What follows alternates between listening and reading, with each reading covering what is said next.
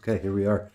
Let me turn up the audio on you, and you can hear me fine, yeah? The mic's Yeah. okay? Okay, great. All right, so here we are. When I joined you in the back room for StreamYard and you didn't have your headphones plugged in, I just thought I could sing Serbian nationalist songs very loudly and get you in trouble. It's possible, yeah. I mean, I do go to the singing classes here in town through I forget the name of it, but what is it, Prosvieta or something like this? Is that the, Prosveta. Prosveta means technically means enlightenment, but it means education. okay, so yeah, maybe it's like Serbian Educational Center or something like this, because that's Okay. associated with the Yeah. church, and then, yeah. Could be. Not sure how things work there, but yes, prosvjeta. You're in the what we call iekavica. So you say prosvjeta, like here in Serbia proper we say prosveta. Right, You right. know, so you might have picked up on that when you were here. Yes, yes, and in church and things, the people will say it that way. So yeah, You, you have, which was always funny to me, like Sveti, as in like holy, like the saint. So you would say for you, Sveti Vasilije. But you would say for light, you would say Svietlo. So it's funny, and I remember seeing someone post like rules when it goes to I, when it's just an e, and it made no sense to me. So, but luckily, I'm in the fancy part of Serbia, and then I'm in the south, which ruins the fanciness of it. yeah, interesting stuff. The way the cultures play out here, for sure. Yeah, it's like when Baron Strawberry says he's got a posh Irish accent. You're like, nah. Is that really something to be proud of? Yeah, probably not so much in Ireland as well. Yeah. Oh no, So a posh accent isn't something to be proud of in England either. You will be seen as a toff. So right, right, yeah. Especially depends on where you're from and who you're talking to. But yeah, right. So we're here after a couple of delays. Two were my fault. One was yours. yes, yes. So Well, I good to blame have the it all American arranged. holidays, but yeah, yes, I'm glad we're here finally. Blaming Uh, America for a lot of things is a very, very Balkan thing to do. So good on you. well, it had to do with Thanksgiving, and then yeah, overindulgence and all this kind of stuff. So, Yep. I so understand. yeah, You were a bit too thankful. yes, exactly. I overindulged on thankfulness, and it did me in. Yeah, All virtue in extreme becomes a vice, as Aristotle said. something like that. Yeah. Well, after this past weekend, I'm arriving at another stop drinking and start focusing on other things kind of mode. So yeah. It's funny. Sometimes the passions or the vices will let up for a while, Yes. and then there's a time, and it'll happen with some amount of grace and ease. But then there's this time where the temptation arrives, and sometimes it seems so. It'll be couched in some kind of pleasant way. It won't Yes. be like oh, we're gonna go to the bar and get wasted. It's like oh, one glass of rakia from the really cool old man at church, like, okay. And then Chantas that up, yes. right. But then that one leads to a slight change in thinking or attitude. And then back they are, then they're back again. Yes. I, And as I would like to emphasize something that really needs to be constantly emphasized between Eastern and Western thinking.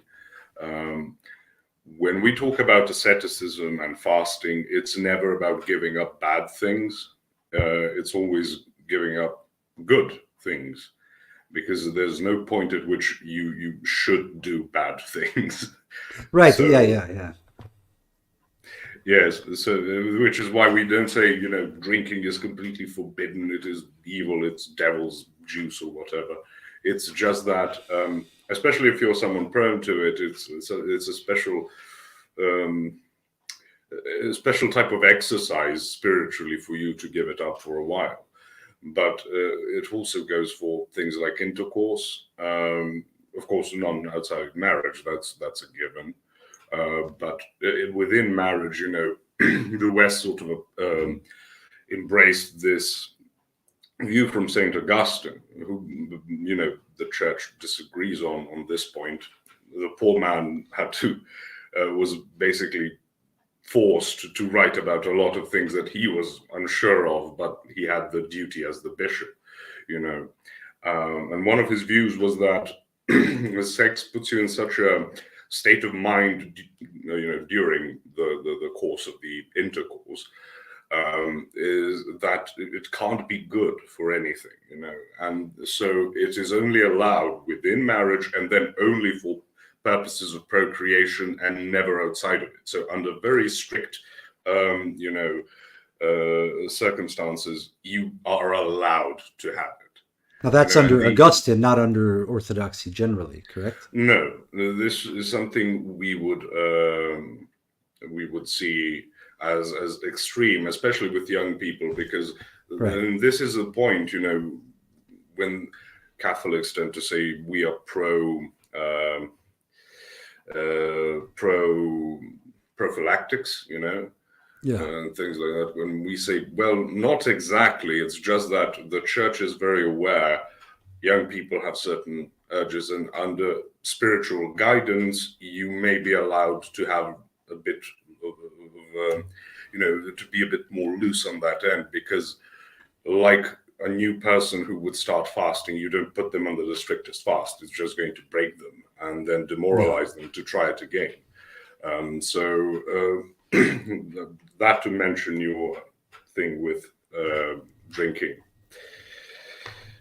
Speak a little Chinese to him. I know a couple of things, obviously. Ni hao and xie xie. But I know, say like, 让是你我这高兴. Like, nice to meet you, I believe that means. And I remember this from the book, 我做成我在做得很好. Like, I cook very good Chinese food. There's random things when you're learning a language and you just remember phrases that are completely useless. Yeah, there's I just looked it up. There's a whole bunch of that Cosmas Orthodox talks about marriage, and then about marital relations, which is his term obviously for sex. But he goes to great lengths, and I have not digested or listened to these ones in as much detail as the others. But Talk 68 is how refraining from marital relations can be both beneficial and harmful. And then he goes into various saints, and even one thing in the description says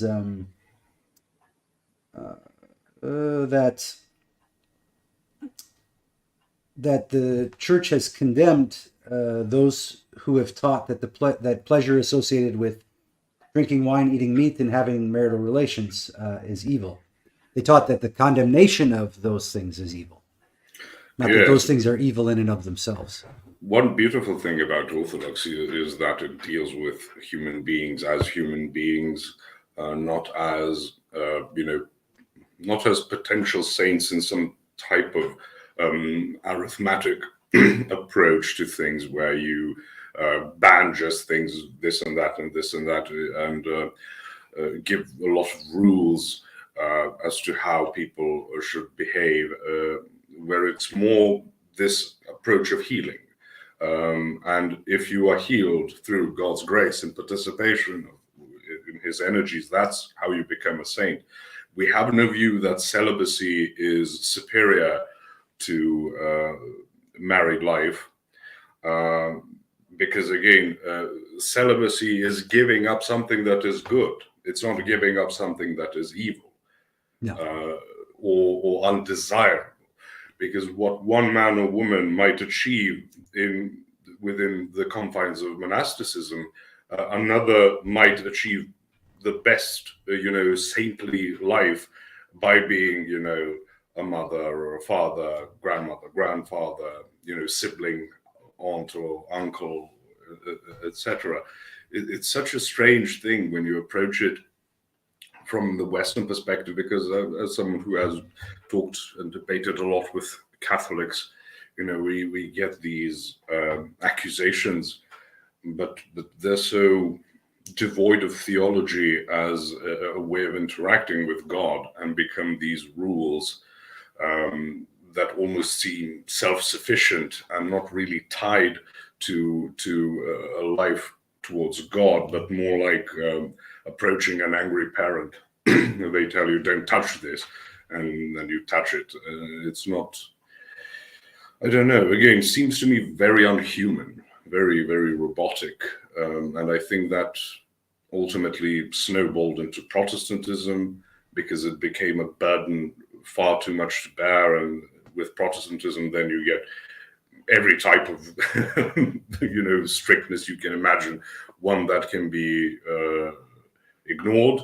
With your sola fide, you're almost antinomian to that point. As Martin Luther said, you're a sinner, so sin boldly. You've got that, and then you've got the strictest people imaginable, like the Puritans and such. And I think that will continue to snowball in some sense to our modern way of thinking, where we have these mostly nowadays progressive Puritans, but you can see that it's very sola fide. You're just supposed to believe that certain things are good or bad, or certain people are pitiable and not worth, beneath contempt, basically. It is so unhuman, and which is why I believe the state of society is where it is. Yeah. So what I wanted to talk about today, and I think it relates, because it does relate to this struggle, let's say, against our more base passions and nature, is about escaping the hell of the mind. At times I've called it more colloquially like the world of words, just because people are living in a world made of mostly words and ideas, but that aren't grounded in their own. And it's so sad, because the words that I would normally use, if I said present moment awareness, that phrase has been dragged through the mud so much that what's really funny is the phrase present moment awareness can take place within the world of words. I've met many people in the New Age scenes, and I used to probably be one of them, but where they can talk about the present the present moment all day, put it on a bumper sticker, but they're still it's the idea of some present moment. It's not the actual thing. The actuality is very different from the idea of it. Now, once someone does manage to get free of the hell of the mind and be able to observe simultaneously the actuality of the present and the ongoing machinations, the vagaries of the imagination, then they're in a place where they can actually begin to struggle, and I think fruitfully. Struggle to resist living a life purely based on reacting to the contents of the imagination. Now, when a person does react only to the contents of the imagination, they end up creating big messes in their life that more than likely were not going to happen, or if they were, they're going to make them worse. An example of my own life was I was at this forest campout thing in northwestern Wisconsin, in beautiful woods, and I was there with this girlfriend, this Italian girlfriend, and at some point, like it was like a kind of these environmentalist protester types, and we were having some meeting, and I had at some point had said something like, "Hey, let's hear from everybody here. Only the three of us are talking," and I pointed around, and then some of the people didn't want to talk, a few of the women, and then later it was going around like, oh, Garrett's so domineering. He's trying to force women to talk, and all this kind of stuff. And I was new to that kind of criticism. I had no idea what was going on. And at some point, I got it in my head that my girlfriend was on their side and was pissed at me. And I had made it all up inside my mind with very little, raw data.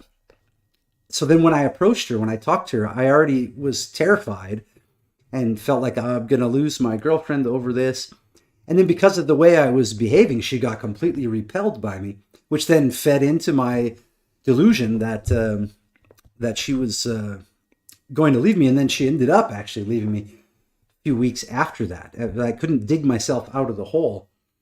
A weird side note is that while we were walking and talking, I was so desperate and focused on her, I wasn't paying attention to the dirt road, and I fell down into a bunch of poison ivy, which I didn't know was poison ivy till like the 3 days later when my whole body was covered in nasty rash. But that's just a side note. But you see all those issues that were created, and when I later on learned how to get out of the hell of my mind and see the difference, then when I looked back at my life, I could see the times like that where this was completely, I can't say completely self-created, but it was, had I had some present moment awareness, I wouldn't have had to create that. I could have just been curious and seen what's actually happening and responded to what was actually going on in reality, instead of reacting to things in my head that were actually not happening.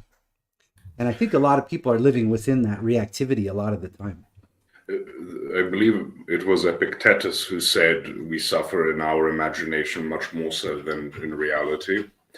Now, I wouldn't advise getting too much into Epictetus. He was a bit, mad, but he had a point there.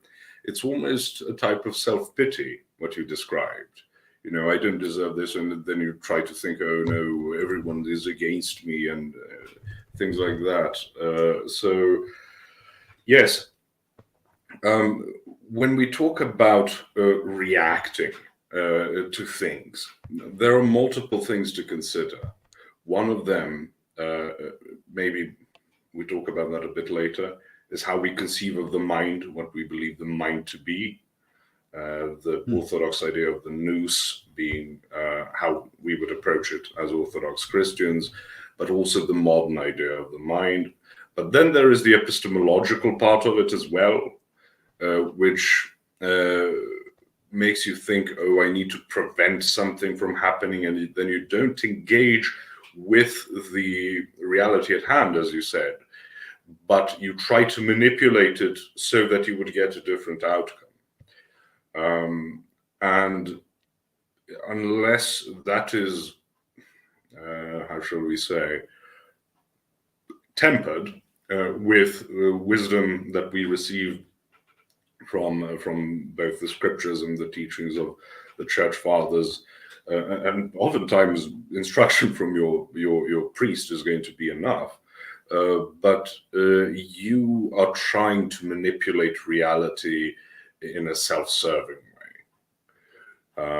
And that's not good, because one thing to consider in the example that you've given, that it's this environmentalist, they are a peculiar group of people. Right. They tend to be somehow egomaniacal, although they pretend to be the least, self-concerned amongst people. And they basically operate on self-pity themselves. So even when you try to do something nice, they find a way to rebrand it as them being, the victims of it. You're trying to get people engaged, but then, like phrases like emotional labor. You don't deserve my emotional labor of explaining this and that. So there's that to consider as well, because as you pointed out, it was a girlfriend, and then you feel this urge to not look silly and to look like a decent chap, and you're in this very emotionally and ideologically charged environment, this type of meeting. And that makes you almost forget that you shouldn't be too self-obsessed, that you should then try to think, oh, this person did that, that person did this, said this, so you try to calculate now from that how you should approach every other person who was present, or even wasn't present but was informed of it, and how you should react. We see a lot of that today on the internet. Yeah. People going around trying to do damage control, even if the damage is illusory, or people who are attacking you are people who already dislike you. You're not going to get a lot of appreciation from them. But yes, unless you want to go specifically more into epistemology or how we conceive of the mind, make a choice and we'll go in that direction. Yeah, I'd like to go to some depth there about that and about the Orthodox point of view on it. But I want to reiterate the point, especially for anyone new watching, that part of what led me to Orthodoxy was clients I had worked with, and this is just on this bodywork thing that breaks apart chronic tensions and then happens to alleviate the mind of a lot of this peculiar type of suffering, fruitless suffering,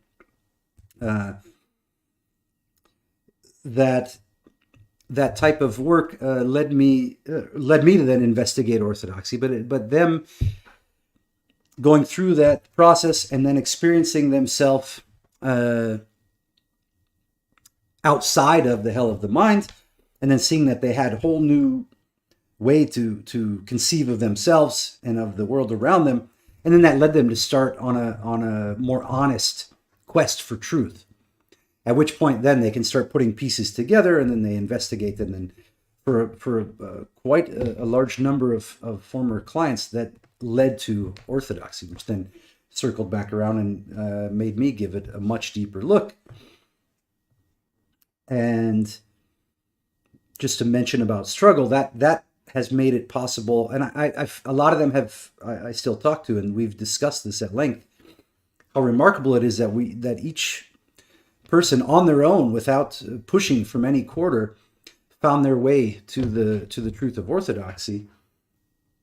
And I'm not necessarily here to push people in that direction, but I'm also going to talk about it because it's a huge part of my life, and I think it contextualizes struggle in such a way that it makes any suffering that you do end up going through actually fruitful, actually in a certain sense beneficial. Not that you would seek it out, not that you would inflict it on someone else, never, but that when it arrives, if it arrives, then you have the ability to stay in, I'll use the term actuality because it hasn't been abused as much, but to stay firmly rooted in actuality.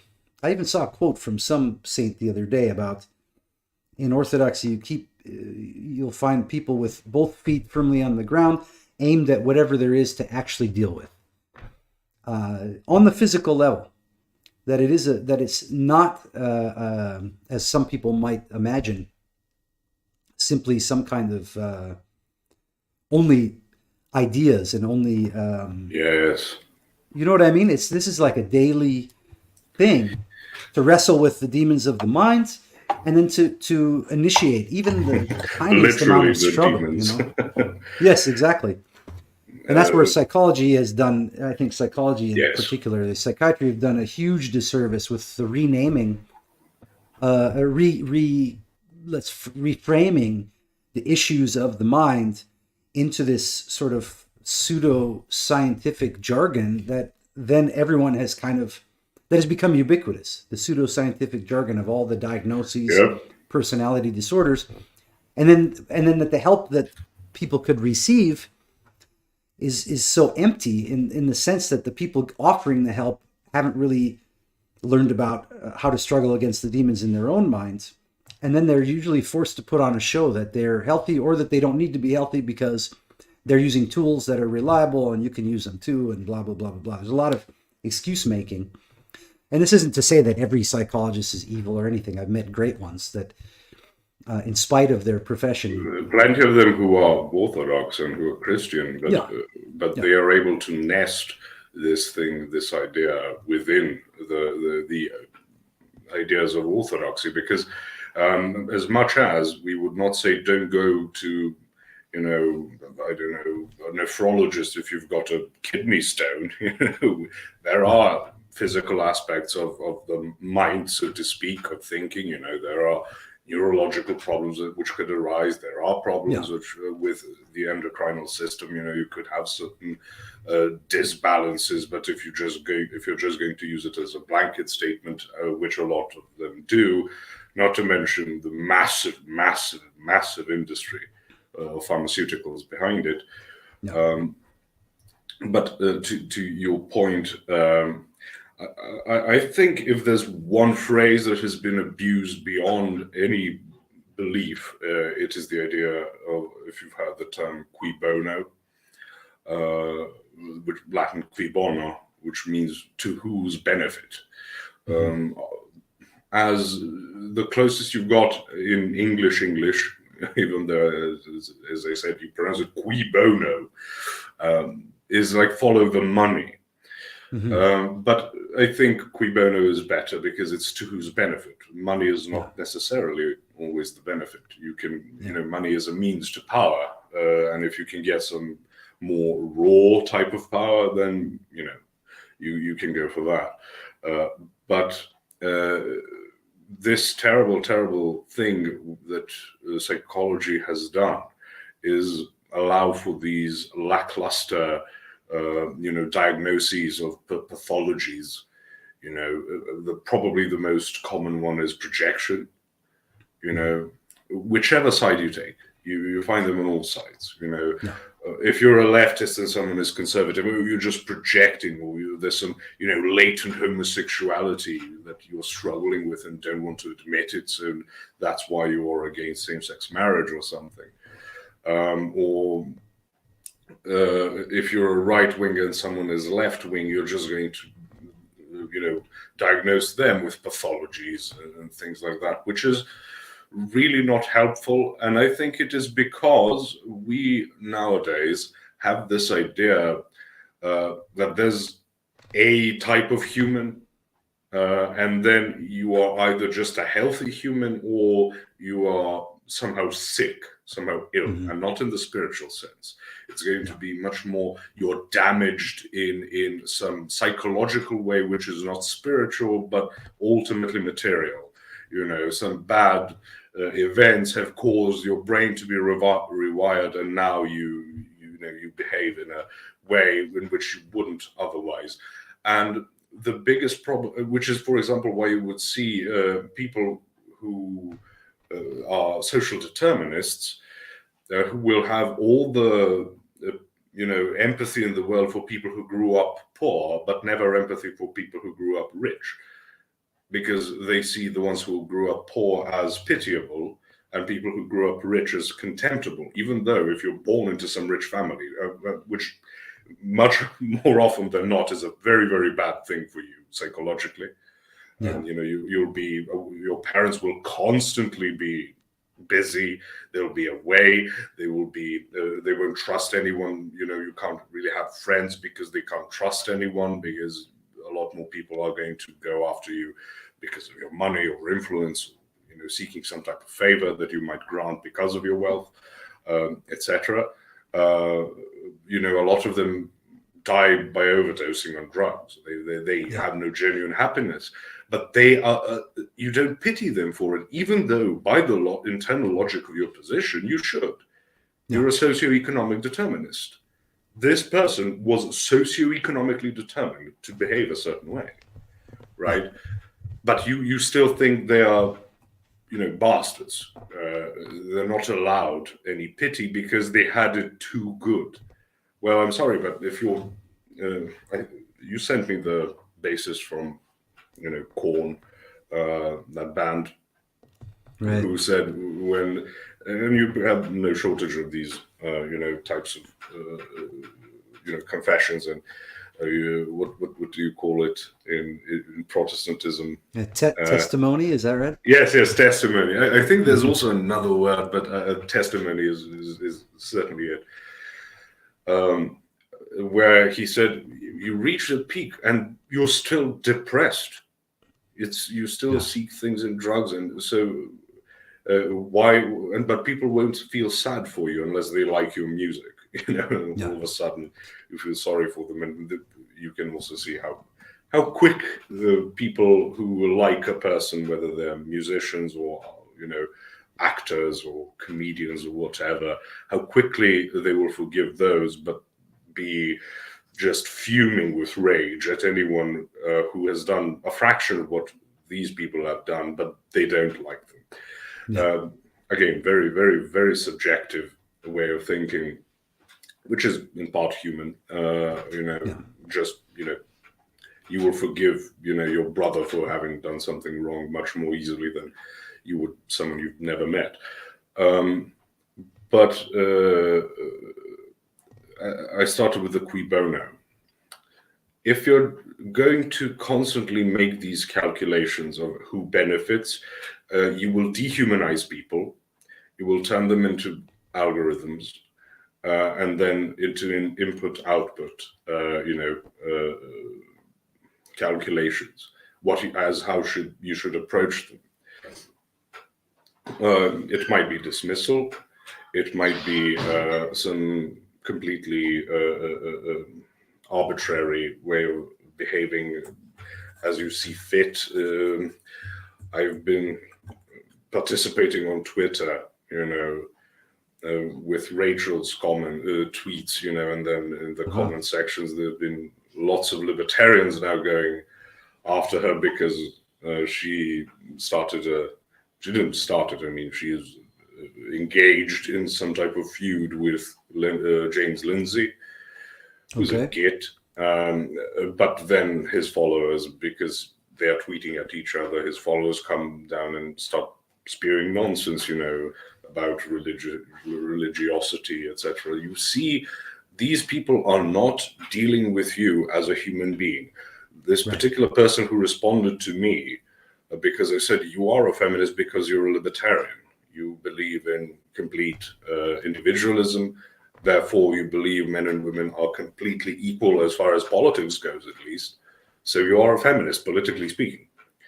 And then he called me a prostate because I'm pro-state, which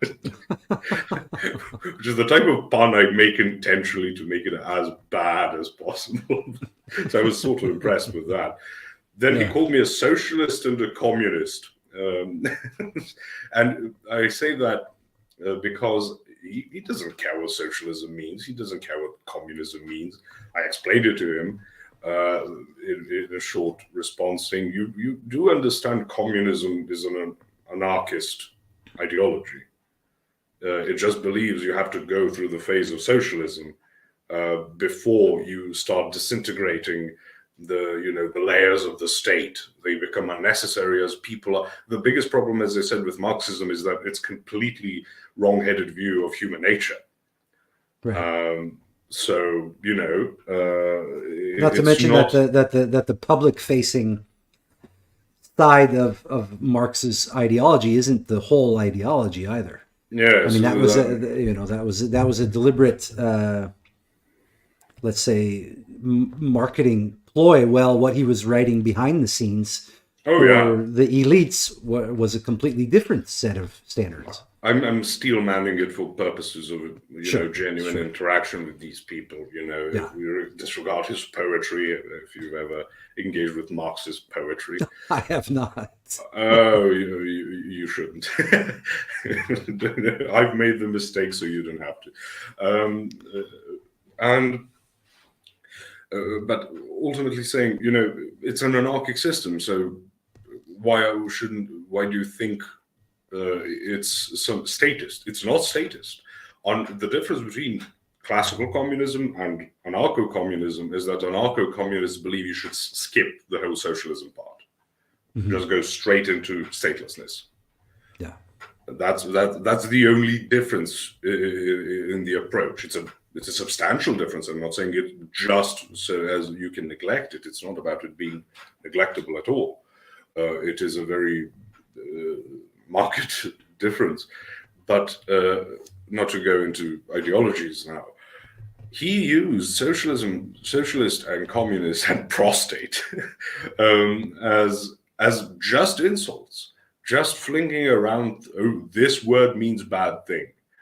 And I think if there's any word that has been abused to that extent, it's probably fascism is probably the worst. Calling someone a fascist, everyone does it. Yeah. And it's this type of understanding. This person is not engaging with me as a human being. He's engaging with me as this node that is some type of ideological vector. And he's trying to extinguish the vector by throwing insults at it. And there's a level of self-gratification, like, oh, I call this guy a prostate. And this is also the problem of modern anthropology, that I should believe you to be some type of self-subsisting essence. You are not a hypostasis. You're not an unhypostatized human nature.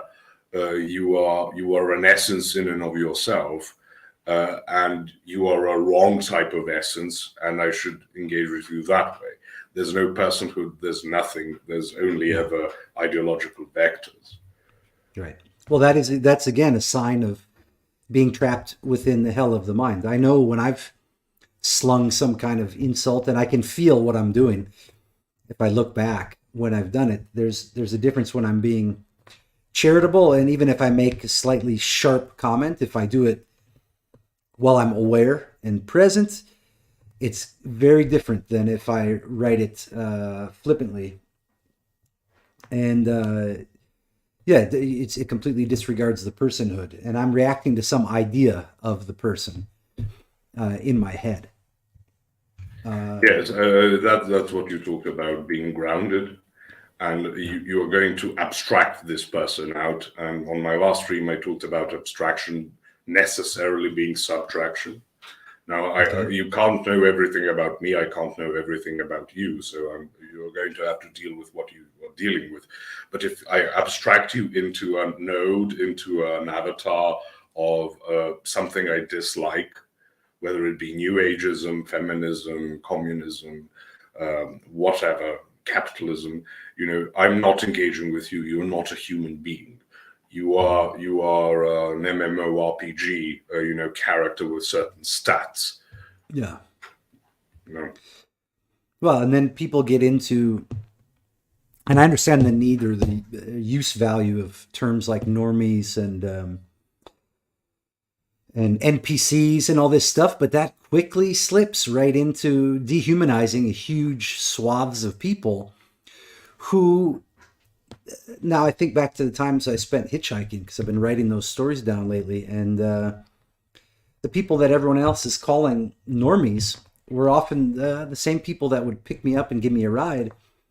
And on those longer rides, actually talking to these people and hearing what was going on for them, a lot of times they wanted someone to talk to. That's why they stopped.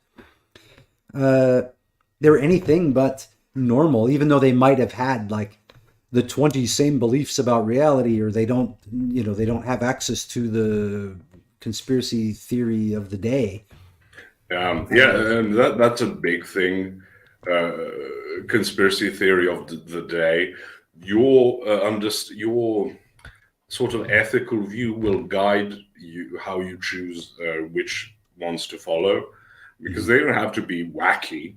They don't have to be reptile people, controlling the world. You don't need to make them reptiles. I mean, one huge part of the entire left-wing view is that you have a cabal of capitalists and bankers, industrialists, whatever you want to call them, who control everything. That's conspiracy theory enough. Why? Because their ethical worldview, the system they believe one should operate within, is informing which things they will believe. And Well, okay, never mind. I wanted to go into how that springs out into many things, but we should stick on topic. I just want to make that point. Yeah. You believe that your perception, your interpretive schema is superior. It is objectively so true. You can't be wrong about it. Therefore, all of reality must be conformed to this type of moral calculus. Right, and then making value judgments about other people, calling some groups normies. And again, okay, if we're doing a stream about, or we're watching a stream about, you know, the deeper machinations of state-sponsored, so-called conspiracies that then have been demonstrated as true, then I could see, I guess, the use value saying, okay, the normies never even knew about this. Okay, I get it on that level. It's not so dismissive. But on an interpersonal level or dealing with other individuals, I just don't see any value in thinking of a person as a normie or not a normie when they're right in front of me or when I'm going to interact with them. It just doesn't need to come into the picture at all. Remember also how Jim Bob would say he is far less aggressive when he's interacting with someone directly, as opposed to, reviewing a video. There's an aspect to that as well. You're interacting with someone. There's interactivity. So you're sort of forced into recognizing humanity to some extent. And the person can be completely contemptible, and then you can sort of bring yourself back into the anger. But unless the interaction itself is rather, hot and unpleasant, you're not going to be dealing with it in that way. And you don't think, oh, normie, or normie, or no normie. And I'd like to talk a bit about normies. Yeah, please. I didn't mean necessarily immediately, but okay. Just to say now, and perhaps it is a type of dehumanization to say you were a normie. It's basically saying, oh, listen, you are unworthy of my consideration because you are not interested in the things I'm interested in, which I always find hilarious, because most people who call other people normies I see as just, bread and circuses things. They've given you just a different circus. You're going around trying to figure out the matrix, man. Right. You're destroying the matrix by talking about some fringe conspiracy theories, and that's why you are not a normie. And I've never held an idea of contempt for people who don't get into conspiracy theories, because I do a lot, even ones I don't even have the slightest, inkling of a chance to start believing. But it's a fun ride intellectually for me. And sometimes you learn things, one factoid you might pick up from it might be a useful tidbit later on. But I've never considered others normies, because how do you think the world runs? On conspiracy theories? No, most of the world runs. These, as I believe, there is a ruling cabal, but they sort of nudge things. You can't really force it, because of the normies, you, a truther, are much more likely to be shifted than a normie, because a normie is a product of his environment, and they don't shift that easily,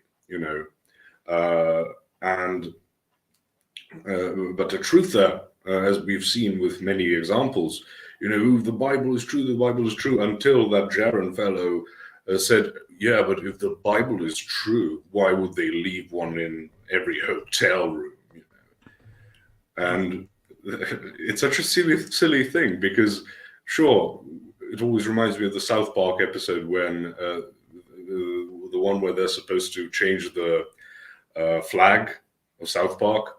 And the flag of South Park, if you don't remember, is like white stick figures around a hanged black figure. stick figure. Oh, man. And then Chef wants it changed, and oh goodness, Mr. Garrison doesn't want it changed, and then the KKK rolls in and are against changing the flag. So Mr. Garrison infiltrates the KKK and says, well, you guys are aware that most people hate you. And they go, yes, we are. And it says, okay, so why don't we say we are for changing the flag? So they think, oh, if you are for changing the flag, you're with the KKK. And that's what they do, sort of. But it reminds me of that, if you know people hate you, you endorse the thing you want them not to do. Yeah. And then they say, oh, so you're with the media, you're with the DNC, you're with the rhinos, right? Or Right. whatever. Yeah. So yes. And the thing is, all these battles, they're ignoring. This is one of the I think real dangers of living in reactivity, as we mentioned, and staying locked within the hell of the mind without any way to see your way or to feel your way out of it. Is that you can be easily manipulated forever into things you would never actually consciously choose to do. And that you can believe that if someone shares one idea in common with some other person who you don't like, that means that you can make that you can judge their whole character.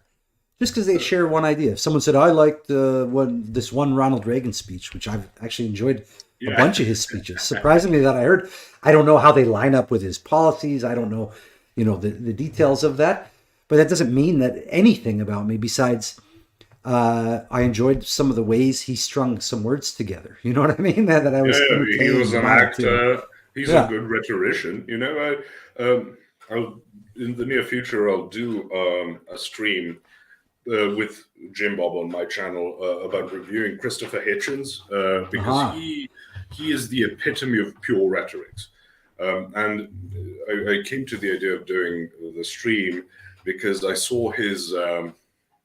I was watching this video on a normie channel about free will, and then someone in the comments quoted Christopher Hitchens, and I wasn't aware that he said this, but it epitomizes him.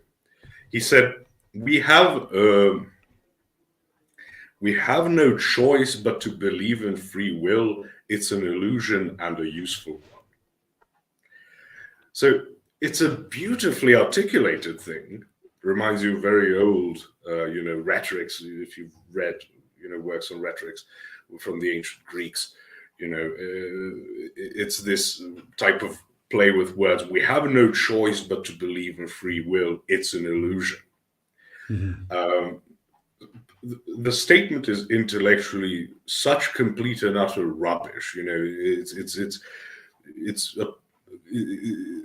simmered down to the essence of rubbishness as far as the thought process behind it. But it is so well put that people are willing to accept it. Back to the Twitter exchange, I saw someone say something to Rachel, and she responds, "On what are you grounding your ethical decisions on?" And he said, "Free will and consequences of actions." Okay. It's sort of like I don't know, saying I use coal to heat my house. I just never burn it. It's your free will. It's a matter of epistemology. If you don't have free will, you don't have ethics, epistemology, or anything. Okay, it's just programming playing out. But then you say consequences of actions. That's what's in question. Which consequences are the ethical ones to go for? And there is, as I said to Casimir a long time ago, the fact that you can say the golden rule because it's all encompassing means nothing. It's all encompassing to say that strong should rule the weak and have the right to subjugate them. It's all encompassing. And then you try to play it out, and I make it, a point of reference to say it's not hypocritical for me to want to dominate some other people, but don't want to be dominated myself. They say, I like playing table tennis. No one ever says, well, Posh, what a hypocrite you are. You want to score points, but don't want points scored against you. Hypocritical much. No. It's this grand game we're playing of dominance. Lions, you've got that one alpha male in the pack, the pride. All the females have to listen to him, obey him, right? And his only job is basically to keep other male lions away, and every so often a hyena, or something. It's the lionesses who are much more apt in hunting, excellently equipped for it.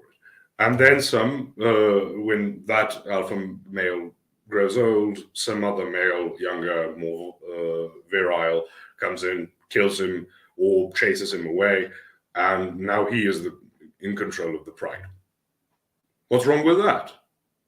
Unless if you're going to invoke something, I want to hear why. But this person simply said free will and consequences of actions. Well, every action has consequences, so that doesn't mean anything. You're not telling me how I should choose between them. It's such intellectual sloth, and we're in a state of complete intellectual lethargy. Well, it's all interesting. A strong business. Yeah, it's actually really intense. I get into it with that guy that I hope we get to debate, but I'm pretty sure he's going to refuse. That Logan. That. And I only say this because he posts publicly, and all these discussions have taken place publicly. So I incidentally am a Facebook top fan. So every comment, every scathing comment I leave says top fan right below it, But there was something, and now I'm not the best rhetorician either. There's times where I see where my argument falls apart, and I can feel it, and then back to the drawing board. Now I have a piece I can attempt to ground a little better. But he made some comment like, let's see if I can find it. It was all about experiences nature. Are spiritual. Was that those lines? It's all right up there with that same thing. But let's see if I find it. It was something about. There we go.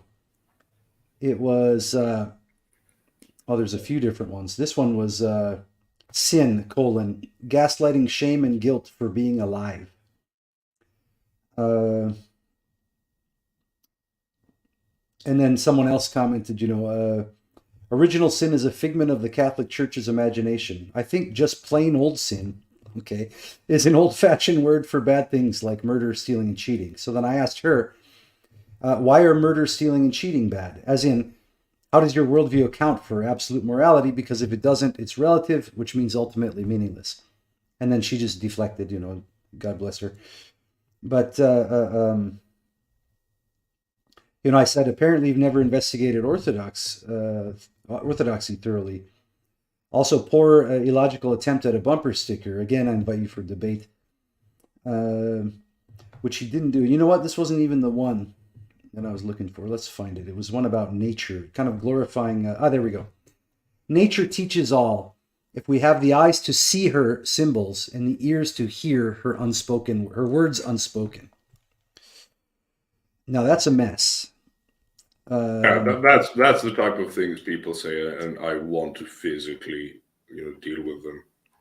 Well, and I love, let's say, nature. I love the natural world. I love animals, plants, even insects and things. I've had, I'd say, miraculous experiences and even revelatory experiences with animals and in nature. And many saints have. Yeah, totally mind-blowing. But that doesn't mean I negate the whole rest of what's going on in the natural world. Yes, you account for its fallenness.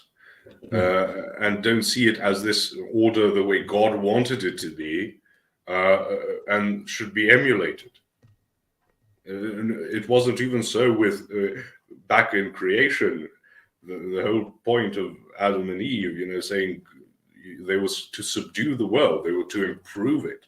God made it good, but left room for improvement, and that's part of imaging him, participating in creation and ordering creation. That was their deal. It just always reminds me, the people who think that you can just lay down in grass, and relax. No, you can't. First of all, very prickly. Second of all, there's all types of creepy crawlies around there, and you would not enjoy it. You just saw some image, like some shepherd or whatever, laying there under a tree and relaxing, falling asleep, or you watch some anime or film or whatever, and you think, oh, this is so beautiful. But no, it isn't. You've never been there, obviously. Yeah. I mean, there's some moments. Let's say I remember, like as the winter yields to spring in Minnesota, for example, or when the summer yields to fall and the mosquitoes have died, the wood ticks are gone, and there happens to be the right amount of sun for the right amount of days, and there's these oak savanna areas where there's trees but also open grassy fields, and the grass isn't the prickly kind. There were moments, special moments, but this was like these are rare. These are very rare. Yep, exceptions to the rule. And again, very prickly. So, as you said, what I like to run them through is a thought experiment about, okay, which animal should I emulate then? Yeah. Right? Because obviously, if nature is so gorgeous and glorious, tell me which one I should emulate. As a man, most mammals are dominated by the males. Not always the case in the entire, hyenas. Okay, great. Have you read anything about hyenas? They're not very nice. I find them to be probably the worst creature in the world. What matriarchy does to animals. But you just are reduced to cackling maniacs. Margaret Thatcher versus the Irish Troubles, right? I need to send you the clip when she says, the children are being taught that they have an unalienable right to be gay. It's my favorite Thatcher clip. But back to my point. Okay, so which ones? Bears. Okay, I'm supposed to act like a male bear, right? So I see a woman I find attractive, and she is walking with a toddler. So I go and kick the toddler into the ground, beat it to death, and then mate with the woman, right? Bears do it, and they are nature, right? So I suppose that's what I should emulate. I mentioned the lion prides earlier. Can you mention the wolves? Because you're going to have a very hierarchical structure, and I'm supposed to, use my willy. There's not much there on the males as well. So. Yeah, that's the problem. Is they make the statements, and as you mentioned, that there's such intellectual sloth going on, which is sad for people. That a lot of my clients have mentioned that a lot of these guys come from seeker backgrounds, so they got into all this stuff, whether it be nature worship or paganism or the different brands of occult stuff, or softer versions of that, like the yoga meditation kind of Eastern crowd.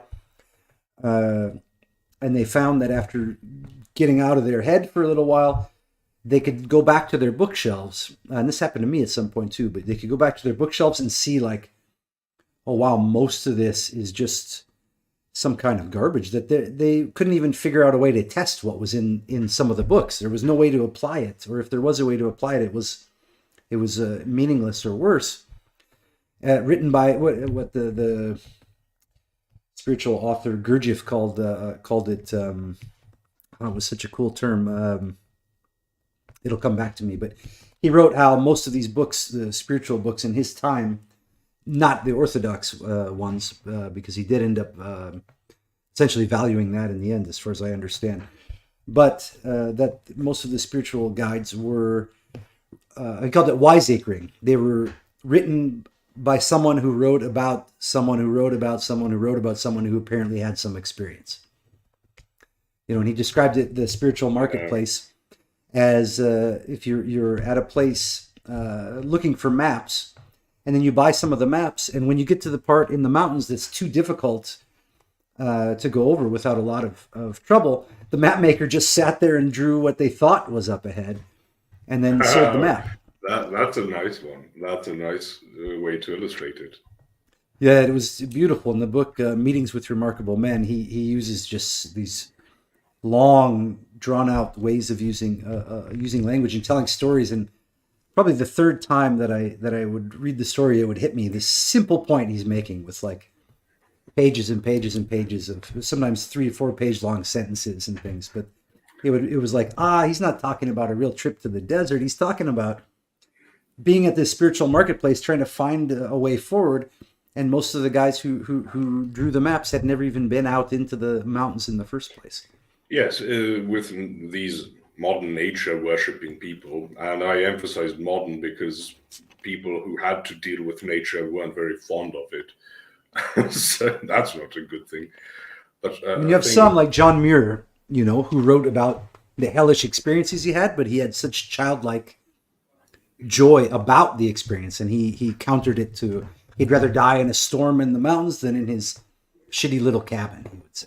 But he lived that life. He was out in it all the time. That's his credit where credit is due. Yeah. If you're that committed, I can respect that immensely. Yeah.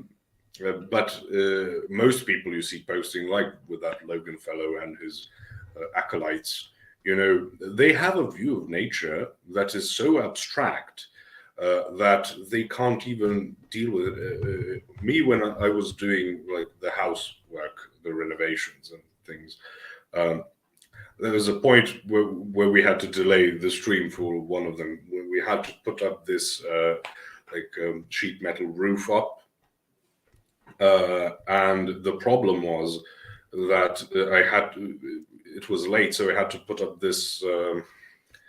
I don't know what you call it in English, but it's basically this plastic, thing you can draw out. Oh, like it's a tarp. Yeah. Yes, a tarp, exactly.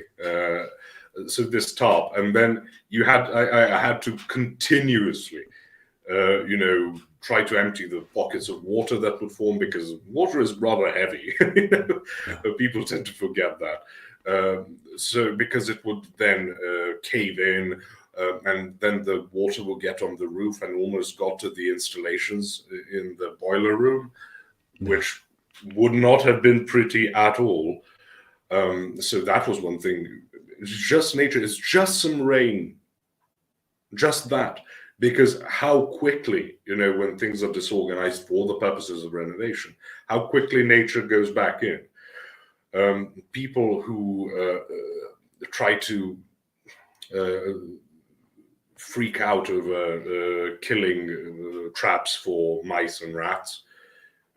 Take a live trap, and set them off. These things are such vectors of all types of diseases. One of the biggest reasons polio was, gotten rid of is because better sanitary conditions stopped the mice and rats from defecating into the wheat supplies and things like that. Just imagine, you go to those people who had to deal with this constantly, and they didn't have witty little traps. I've got a couple of those like cat-shaped, so it even has some aesthetics, whimsical, kill traps. And I had to get rid of a mouse recently, and I don't have to worry about it coming into my food supply. But they breed with so quickly, and you would ruin the food supply. You would ruin everything because, but it's like a hamster. You wouldn't kill a hamster. Well, first of all, I would. But second of all, you are so detached from actual struggle. And I shouldn't say actual struggle, not back to my point about, the rich also having problems. But from struggle with nature, struggle to keep yourself warm, fed, healthy, getting water, because everything has been solved to a large extent by technology.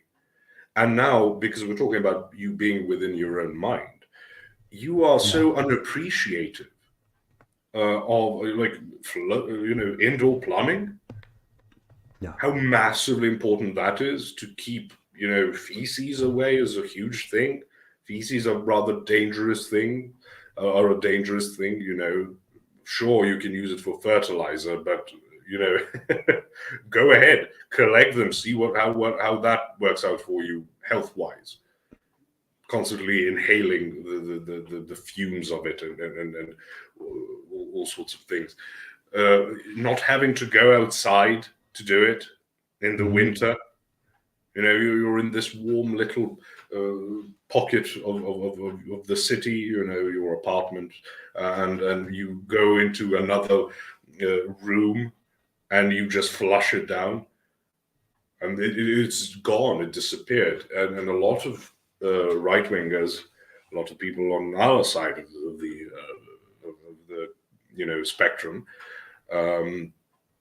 sort of make fun of these metropolitan liberal types who, saying, "Oh, you think food just appears in Whole Foods, just materializes, on the shelves," and then they go and promote things like homesteading as if it's somehow being off grid. You will never be off grid. It's impossible. And as I said, you're going to have a homestead. And I support the homesteading movement, by the way. I'm not disparaging it. I'm saying you're just one step away from thinking food appears at Whole Foods. Because you apparently believe that your tools you're using on your homestead just materialize on the shelves of Home Depot or whatever. Because Yeah. no, those are produced by massive factory, industrial complexes and things like that. They're not hammered out by the village blacksmith. And then where do you get the tools for? The materials for the tools. You have a massive, again, industrial arrays that have to extract the type of the metals. They have to process them and then make all types of alloys, and then all types of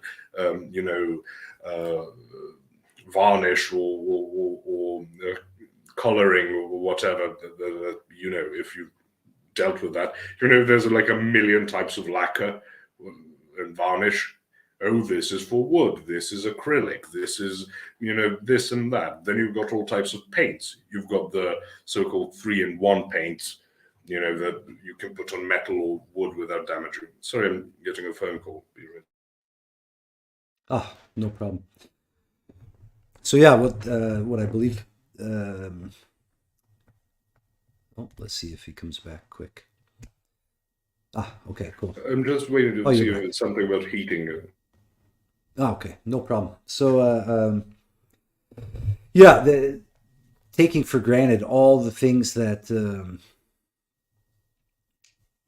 are prepared outside of our awareness that are required by the modern life of luxury, for lack of a better term, that we're afforded is another aspect of being lost in the hell of the mind. To illustrate that, you can imagine just, and this probably happened to all of us, but a time where you feel some kind of heavy emotions and you're sitting in a warm house, you have your bed, you have food for the day at least, the rent is paid, and yet you're suffering somehow, suffering on the internally, reacting to some emotions, reacting to some ideas. Kids who do themselves in because of getting made fun of on Twitter or Facebook or Instagram or whatever, and it's like a plague of this kind of. And it's not to be underestimated. You can say, no. Grow a thicker skin. You have not had to deal with every single bad thing or poor example of your behavior becoming eternalized on the internet and potentially millions of people seeing it. Your social life could be completely destroyed. Yeah. So Especially as a kid where you don't have yes, you don't have the maturity context, to deal with it. Yeah. And then boomers come in. We're bad and mad. Shut up. But aside from that, you mentioned having basically your daily needs met, yet you still suffer. I think it's a problem of purposelessness. And historically, before we had all the grandeur of technology, which I'm not saying is bad, you just Yeah. need to account for it and adjust your behavior accordingly. It's that a lot of people derived purpose from meeting the daily needs. Yeah. The young women go out into the well and get water, or from the spring. The young men would get up early and go into the fields and things like that, or go gather firewood. You would work with your animals, work with your field, depending on the time of year. That can be more or less demanding. You do regular things, but they have a purpose. And nowadays, when you see, I heard someone make the point, Zoomers are never bored because you've got the internet, and not just the internet, you've got a pretty good internet, and you can carry it around with your cell phone, and you can watch anything, listen to anything you want, etc. But then someone retorted, no, they're not. They are almost constantly bored. They're just distracted. So your attention is being diffused. It's not being concentrated on something you like most of the time. It's just diffusion, just watching cat memes, which I'm very guilty of. But you're watching funny videos, you're trying to get some type of constant entertainment, and you're losing. I think it was Roger Scruton who said we now fear silence. Silence is something frightening to us because you can constantly keep some podcast playing. You've heard, I'm certain, not just people your age, probably even like your parents' generation, a lot of them will just play like a radio in the background or television. Yeah. As people say, nešto da pravi galamu. Just something to make noise. I've heard people say that. I recall yeah. that. Yeah. Yeah. So it's not new, but now it's more, you have a lot more choice on the matter, and it's much more available. You don't carry your television around. But when I go into the workshop, and I've been preparing, to set up some curtains and stuff after the renovation, I just take my phone, take my Bluetooth, earphones, and just play like a podcast on languages or on theology, etc. And I can work and listen to it. Grand. Most people the normies, right, are not going to listen to podcasts that are informative in that sense. They'll go more for entertainment. And, fair enough. I'm not saying, look at me, I'm some type of special boy who derives entertainment from nerdy things. Plenty do. But I have the option which people didn't have. And they had a lot more things to do with their hands, had to be very hands-on. They couldn't just read all day or listen to things all day. Right. And I think that gave them a certain sort of pleasure, a certain sense of purposefulness. And as Marx said, I believe, correctly, as things become more compartmentalized in production, you're not going to be the carpenter who makes a table and chairs to go with it. You are going to be a guy who makes like the screws. You're going to make like the legs for it. You are not producing a complete product. You're just participating in this this very, very sterile process of making parts, and that brings about alienation from your work. You can't derive fulfillment. Yeah, the loss of the artisan from society. Now it's I don't want to go into that other point.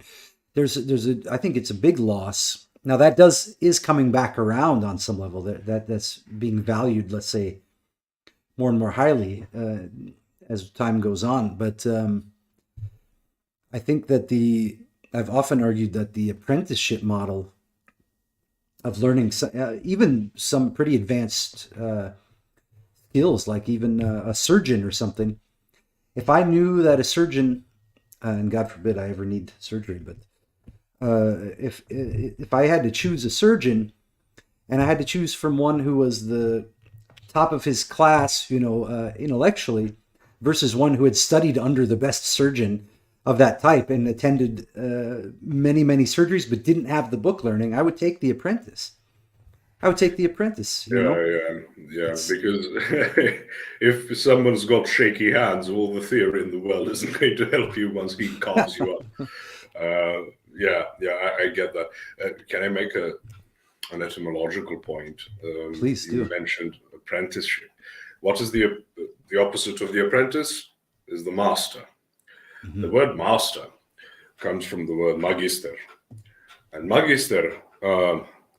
Coming back to things I remember from textbooks, this was the second lesson in Latin we had back in first grade of high school, and I just remember magister severus est, which means the teacher is strict. So you might associate, and now obviously we were first year of high school, right? We were 14, 15. You're not going to get some type of massive historical, sociological understanding of the word master and things like that. So it's not a master-slave relationship. It's this master-apprentice relationship.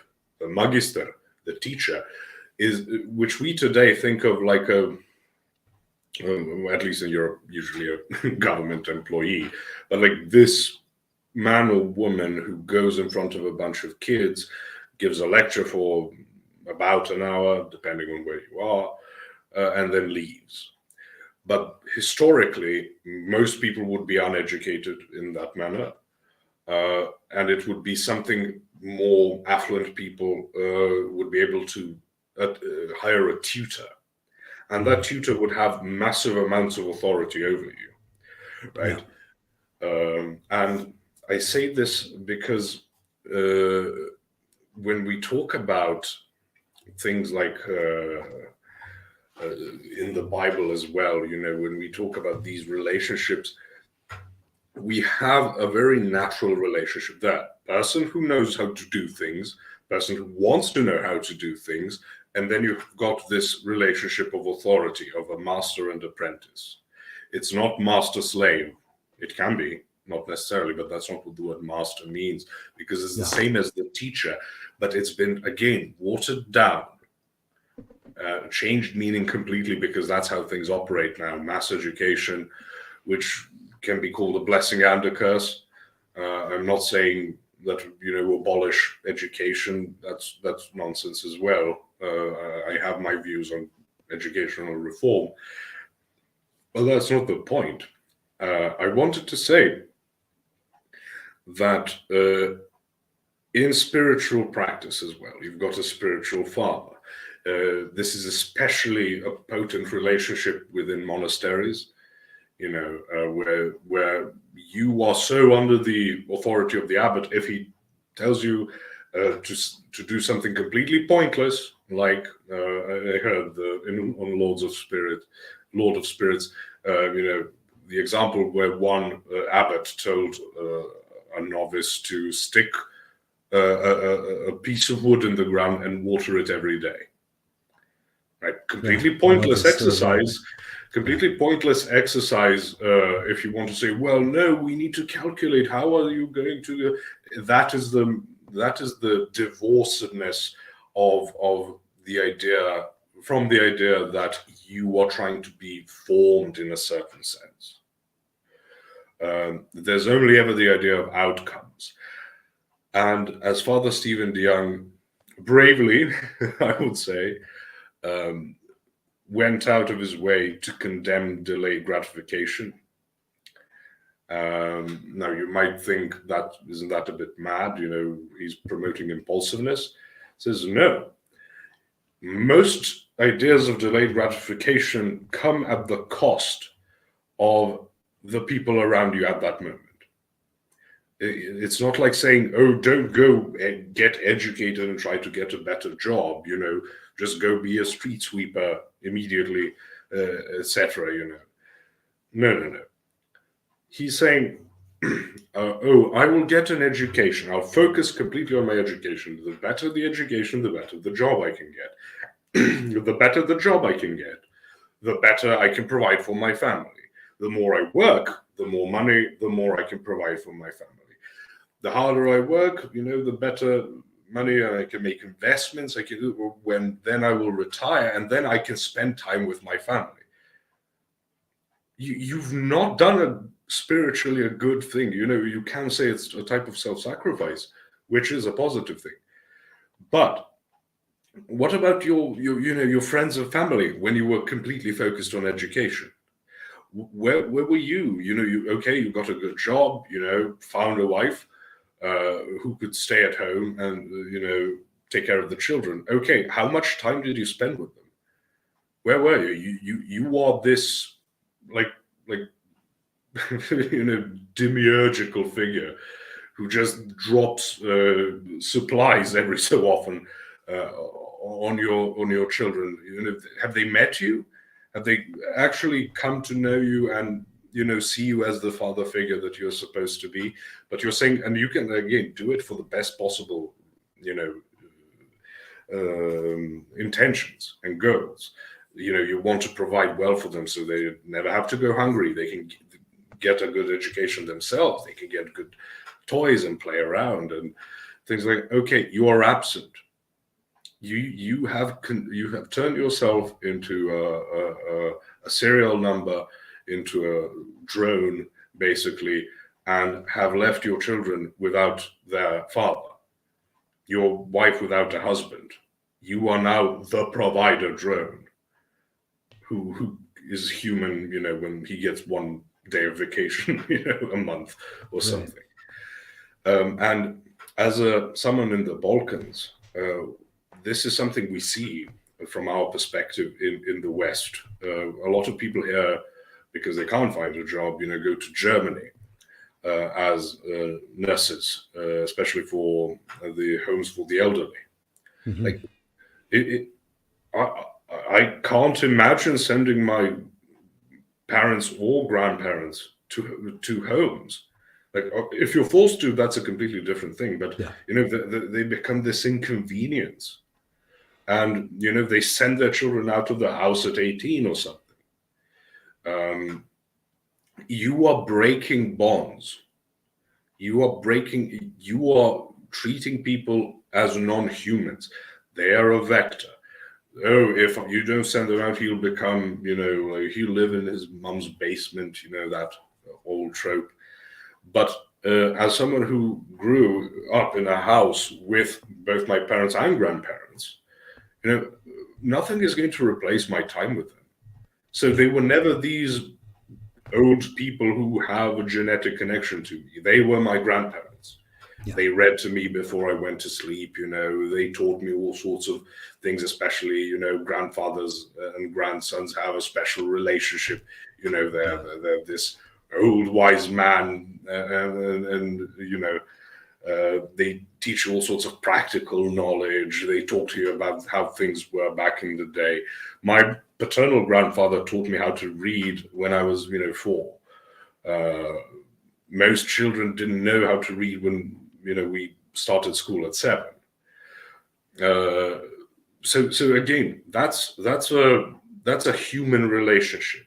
That's what it means to be grounded right now with your people, and with your people, I mean, in multiple senses, with your parish, with your family, direct family, with your extended family, with your circle of friends, with your city, ultimately, all the way to the world. But, there's a progression to it. You shouldn't get too messianic about it. But there's a way to act now. In Orthodoxy, when Christ says, I was hungry and you fed me, that, and everyone being made in the image of God. And when he says also, those, what you do to the least of these, you do to me. That's not like Jesus being nice to the poor people. No. There's a very deep theological truth behind that, because they are made in his image. If you treat, we talked a bit about this last time. When you mistreat poor people, you are mistreating Christ as well. That is what he says. And so when you come across someone who is in need, that is not something you should look at a potential drain on your income, or something you have to deal with, like, oh God, I'm going to have to listen to this, old woman who lives alone in some village because everyone moved to the city or out of country. You are dealing with an image of God. And if you think that's not an opportunity for you to participate in his grace, in his love and kindness, but view it as an inconvenience, and it's fine to have like the immediate reaction, right? Yeah. That's fair enough. It takes a lot of time. So sometimes your entire lifetime to develop a sense of patience and a sense of, destroying your pride to the point where you actually you don't even get that initial, like, okay, I'll listen to you. So we shouldn't judge even that. But it's an opportunity to participate in his grace, not an inconvenience to you. And God will judge you for how you've treated these people. That's not this is a threat. Yeah. Well, that's a hallmark of someone who's at least, when I say escaping the hell of the mind, it doesn't mean that the hell of the mind is necessarily going anywhere. Now, it may lessen it'll lessen its dominance in your life, will decrease, that's for sure. Yes. But one aspect, if I were to use the word freedom, which has also been dragged through the mud, would be being able to act contrary to the voices in the mind, being able to act contrary to those, as you said, first impressions. Because struggling against them is a transformative act. Yeah, you're not just a switch going off and on, or 1 and 2, or 0 and 1, whichever. And so you are the same thing. You just pick the other thing. No, it is transformative. God allows for us to go through passions because resisting them is how we increase spiritually, how he increases in us, that is to say. Yeah, and many times, whether I was successful or not with struggling against the contents of the mind, I noticed in retrospect, those first things that jump up, or the nasty comments or whatever it is that wants to come out, or ignoring the poor person. Oh, and I do have a resolution to this story from the other stream, so remind me of this. About the guy where I didn't give him the 5. Oh, man. So good. Okay, but anyway, I noticed those voices were never my own. If I was actually consciously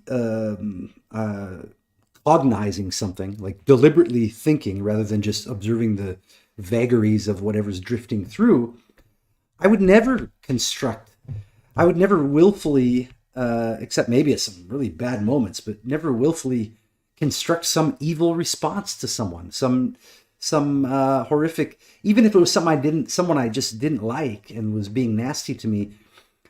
I still, when I've said something nasty, or when I've lashed out physically or otherwise, that still wasn't my conscious. It wasn't based on conscious deliberation on what I should do to handle the situation. If you take any martial arts for any length of time, you'll realize the first rule, unless you're being taught by really deceptive people, is that avoid fights at all cost. That's it. That's the main point. And then all the other training is, if you can't get out of there, here's the way to do the least amount of damage to yourself. That's basically it, because once the engagement happens, you're going to be damaged, even if you win, whether mentally or physically, Right, and not to mention, like, this is what actual, as you said, if it's not some type of Andrew Tate person, you're going to be taught, and it's because we like to engage in these thought experiments. If I was surrounded by like 5 thugs, I like kick this guy and then flip around and it becomes like a video game. Like, no, people die of such pathetic injuries. No. Just fall down the stairs. You don't, No. not like a flight of stairs, like 100 steps, tall, long, or whatever. No, just land improperly on your head. Just snap your neck a bit. There you go. People die by falling out of their beds and hitting the cupboard. Not the cupboard, the nightstand.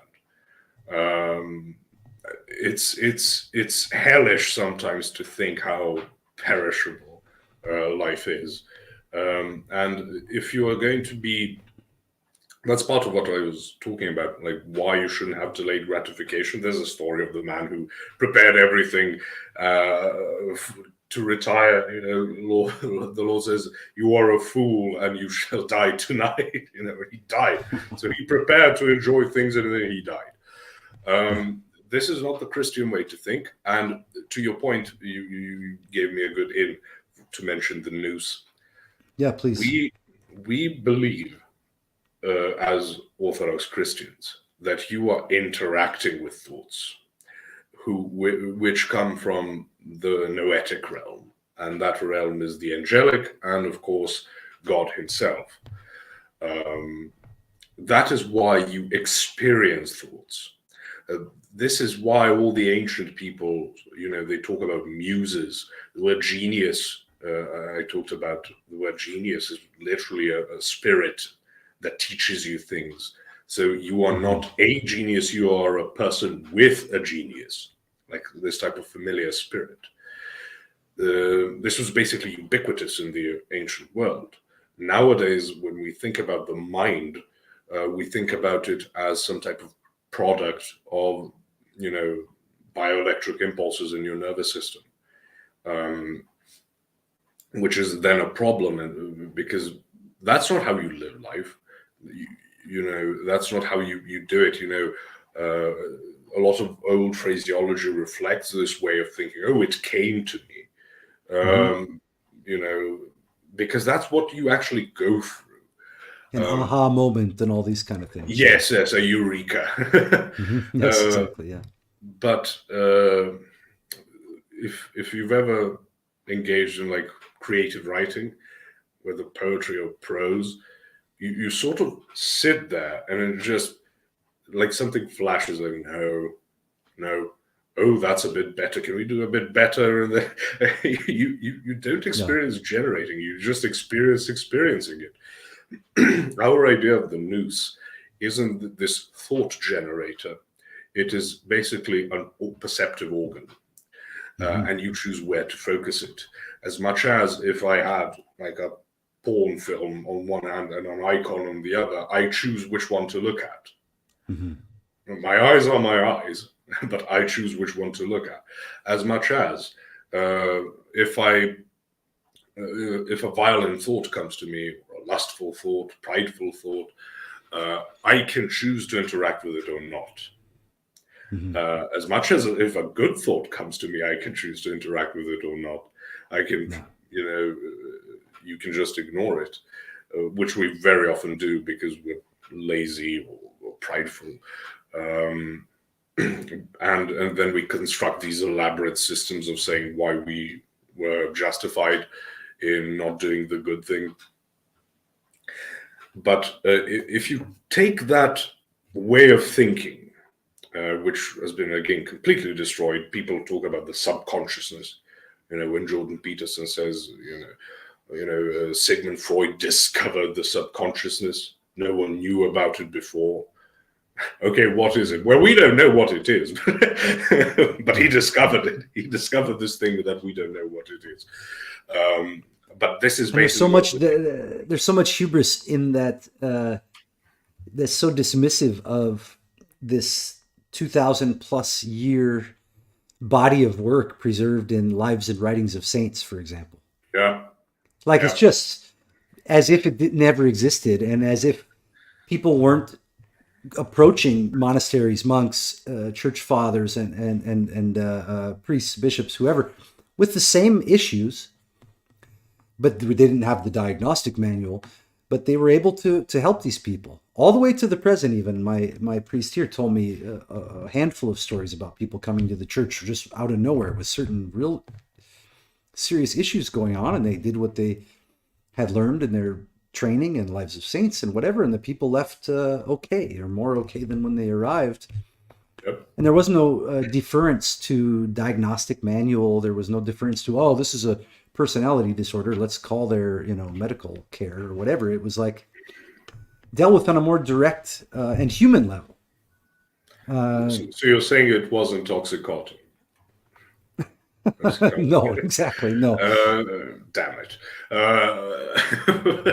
But I have something I'd like to mention, because it's not a statement I particularly agree with, but I think it's an insightful one. Years ago, I saw an interview of Stephen Fry, if you know him, the actor, and he is a very liberal, very progressive man, not I don't know how.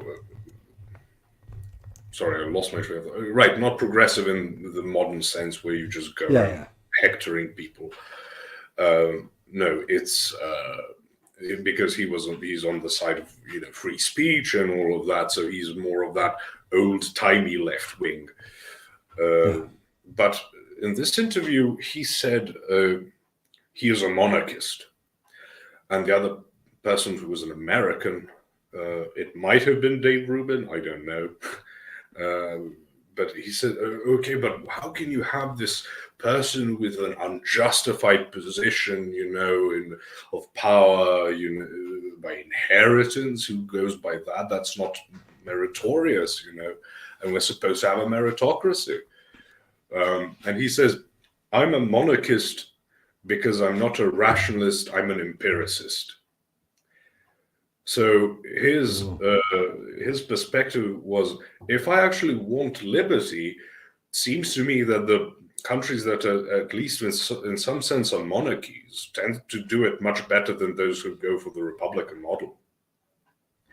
And there's plenty of, you can just have a more mechanical, calculation as to how that happens. You have the executive is a fixed thing, the legislature isn't. But the executive is, the king or queen is the head of state. In Britain, you don't have an elected head of state. So, the prime minister is somehow this lower thing, even though he, in practice, has more power than the monarch. But there's somewhat, as he said, it's an empirical thing. In practice, it works much better than this idea of, I'll calculate how we can get the greatest amount of freedom. Because that fell apart very quickly if we look at the French Revolution, right? We're all for freedom, whoops, the White Terror. And then you execute more people than the monarchy did in like 100 years. But that's in part what I wanted to say. I'm a rationalist. I'm an empiricist, not a rationalist. I think it's a good general approach. Now, I'm not talking about empiricism and rationalism as a philosophy per se, but the rationalists are so stuck in their head that they can't get out. The empiricist is sort of pushed by realizations. The rationalist can always recalculate and recalibrate everything about his position, which is how we get, that wasn't real communism, this isn't real capitalism, this is corporatism. Why? Because, if you tweaked this, this tax on whatever, then everything would work out great. Well, I'm sorry, but I'm going to look at capitalism and what it has produced. I'm going to look at communism, what it has produced, and make my decision. The fact that you can tell me how in your mind is working marvelously doesn't really do much for me. That is because I want to interact the world as it is. You don't have, you started off with mentioning that girlfriend some time ago. The story, yeah. Yeah. You weren't interacting with what she was saying. You were sort of making a calculus in your mind. Like, I've been in that position many times. I'm not singling you out. But Fine. no, you mentioned it, so we can anchor to it. Yeah. And the same thing is what we see today. People who go for, oh, Protestantism is better than Orthodoxy because you can have corrupt hierarchs. Okay. How is that fifth church you've decided to go to, this year going for you? Because if Right. you can just jump ships and then there's no sense of constancy, because it's all in the mind. It's all things you can rationalize away. You can rationalize away good things. You can rationalize in good things. You can rationalize away bad things. You can create a theoretical. When we talk about obedience to your spiritual father, well, what if your priest told you to rape someone to death? Would you do it? It's like, okay, does that happen? Like, no, but Yeah, what and we if have it grounds did? to, yeah. Well, then you do have ground. Then you have ground to refuse, and it's like it's been Yes. again well documented by lives of saints and writings of saints and monks over time, where things did happen in that way. You So, can write to other priests, talk to other priests, sort of, I'm sorry, Father, but I've been told, to do this. You can interact with something and something. yeah. And what I like to analogize it to is people who say, like, they abolish the police crowd, ACAB and whatnot. Yeah. Okay, and this also goes for the libertarian types who, is the state, man? Okay, if you have a police force, you're going to have corruption. You're going to have brutalizing people. Police brutality is exaggerated by some, but certainly a very real thing. Yeah. We shouldn't dismiss it because that's what the left wingers say, man. But there is something to interact with. Yeah. What do you do when you get mugged? Go into, vigilante mode. Good luck. Hire a private investigator. Sure. And do what then? Yeah. So you're going to get mugged. You're probably going to end up paying a lot more for the private investigator than you're going to recover from the other person. And do what? What if it ends up that that person is part of some criminal gang? Yeah. What are you going to do then? Like, you're going to imagine you're John Wick, probably. Never seen any of the films, but I'm aware of the memes and stuff. Right, you're going to go with a pencil and kill like 24 ruffians. Yeah. No, Exactly. you're not. but so, with as bad as the police force can be, preferable to not having one. I would argue that even having a corrupt one is better than having the private ones, because the old problem of the mercenary, a mercenary, a cop can be corrupt. These people just work for the whoever pays them. How many times in war the other side offered the mercenaries of their opponents more money than they would receive, and they just flip sides? Why wouldn't they? They are sell swords, right? They sell their sword. Well, not exactly the sword, but the usage of it. And you are going to go into this hellish landscape where the rich are going to control everything much more directly and in line with every ideal that they have, that the society has, right? I just pay them. Isn't that what we're here to do? You have a control over your body and yada, yada, yada, the product of your labor. So all the private forces, police forces, are going to work for the elites. As much as you can argue that today there is a semblance, at least, of them working for the people. It's not that direct and that, in your face. Yeah. So there were times, even under the Brovid times. Now, this didn't get reported in a lot of mass media, but you can find a lot of the stories where small town sheriffs and things in U.S. at least, I heard many stories, anecdotally and some in media, where the small town sheriff didn't make a big deal out of it and went and told the people, hey, look, we're not going to enforce this stuff. Okay, just carry on. Let's not make a big deal of it. They didn't try to get attention for doing so, but they let the other people know, hey, we're not, in other cases where they went totally nuts, and attacked their own people. But there were many police officers who refused to go along with a lot of that. Yes, but because these people don't operate by reacting to reality, they operate with basically imagination that they call, expecting the unexpected, the sort of planning things. Now, you can put certain restrictions on government bodies. That happens, but then they break it. Okay, so what is going to be the consequence of your other proposal? They never do that one. Mm-hmm. They just say, well, what if you have a police force and they, raid your house? Which happens unjustifiably. Yeah. Okay, what happens to criminals if you don't have a police force or if it's a private police force? If the criminal, whatever type of criminal, does something to the wealthy, they're going to get dealt with easily in any case. But in the sense, okay, who helps the poor people? Mm-hmm. No one. And why would they? Nowadays, when we see things, I am a subscriber to the idea of crime drives poverty, not the other way around. If you're going to have a criminal area, people aren't going to invest, are going to set up shop, aren't going to do anything because it's just going to get destroyed. Yeah. And you can even have something established that gets chased away. We see closures of like Walmarts in areas because of the rise of criminality. And then the people there who are poor people can't buy things from Walmart, which is, considered the working class, shop, because they have the affordability, meaning very low profit margins, but selling in bulk. Criminality is very, very destructive to their business model, much more so than, something like Target or whatever, more high-end shop.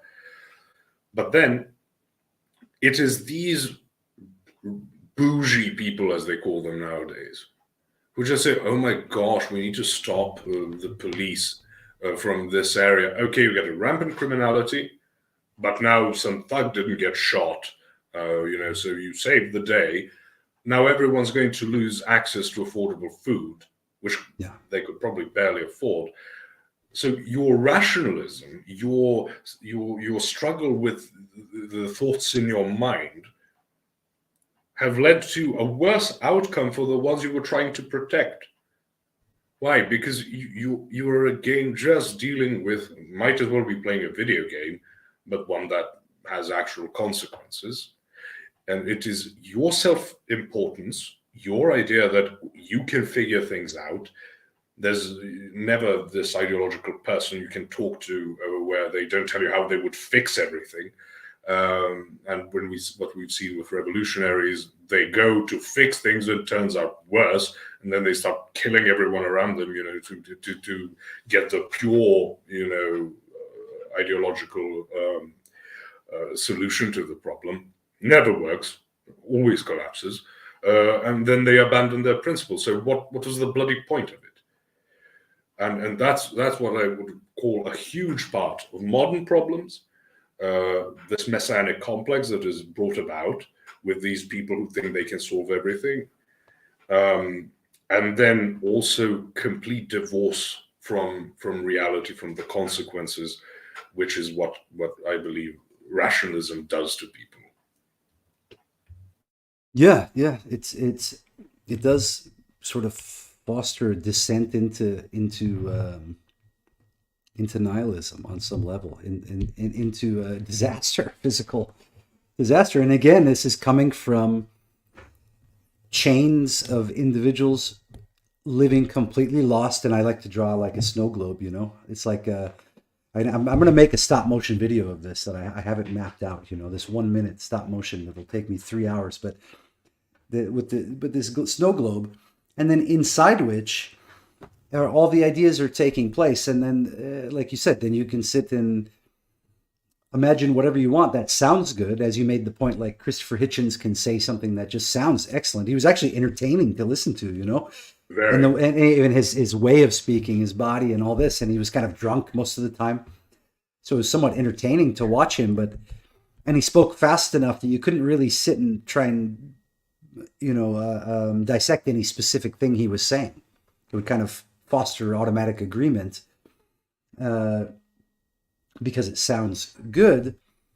While a person lost in the hell of the mind and not ever having the experience of what it's like to be outside of that. And I think this is probably in our generation, not my generation, the new generation of kids where they're on phones and on TV at such an early age that they lose touch.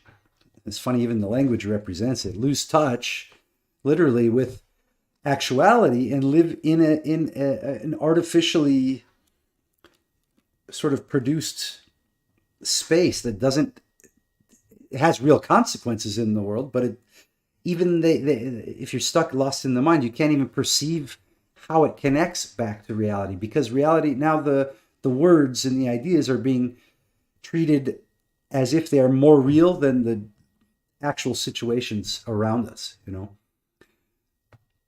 I agree. I agree. It's all ideological lensing, because with the death of as how shall we say, as all-encompassing worldview as Christianity was, when it starts to tear apart, things will fill in its place. And like I said, the biggest problem that Marx had was that his anthropology was horrible. Well, let's not say Marx, because we said he was a deceiver, but Marxism and like genuine proponents of it, their biggest problem is their miscalculation of human nature.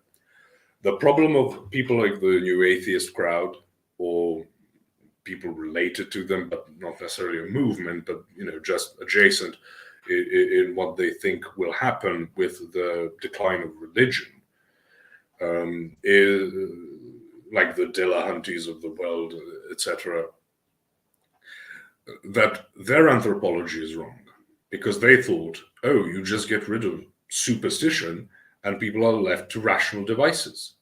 And rational people make ethical choices. Turns out, ethics and rationality and reason are only tangentially connected.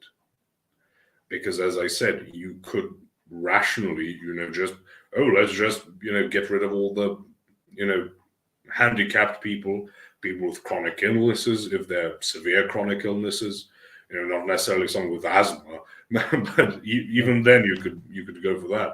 But people who have debilitating chronic illnesses, We see that in Canada already, man. Oh yes, They're actually making like state sponsored. It's really sad. It's really really sad. it's diabolical. Yeah. You know the story of that veteran woman who called in to have that. It's not exactly a lift. The things that goes up the stairs. Uh-huh. That type of escalator. Yeah, device. exactly. Some kind. Yeah. Mm-hmm. There's probably a proper name for it, but I'm not aware of it. Because of an injury, she is a paraplegic, and she would have to crawl up and down the stairs, and so she called in to ask for the whatever government service to install the escalator, and they said, "Are you sure you don't want to be euthanized?" Oh, wow. And this was Canada. Yeah, she said, "No, I don't want to be euthanized. I want a bloody escalator." So they push people, and I've seen, if you've seen any advertisement on the matter, I have seen this. It's like right out of those '70s movies that were, there's a bunch of them. Philip K. Dick books about this, and different kind of sci-fi books where that type of thing was initiated into society. And some of the later talks, Cosmos mentioned that as well. The push toward that euthanasia. It was in the Mercy talk that it steals our ability to do acts of mercy, and it steals the people's let's say the sick or the people in need of mercy. It steals their ability to receive it. and that Yes, dynamic is there on for very important reasons. and we shouldn't play around with these, thoughts. There are, I've seen it personally, unfortunately. The levels of pain people go through with like cancer. Yeah. I know this girl who's, I think, a year younger than me, has this genetic disease that is one of these um, neurological disease that just slowly starts taking away your ability to function and motor skills, things like. Um, and when I think of things, I just think, oh God, if I die, please make it quick. Not because just make it quick for the people around me. Because one of the most hellish things of the thoughts I have is being a burden.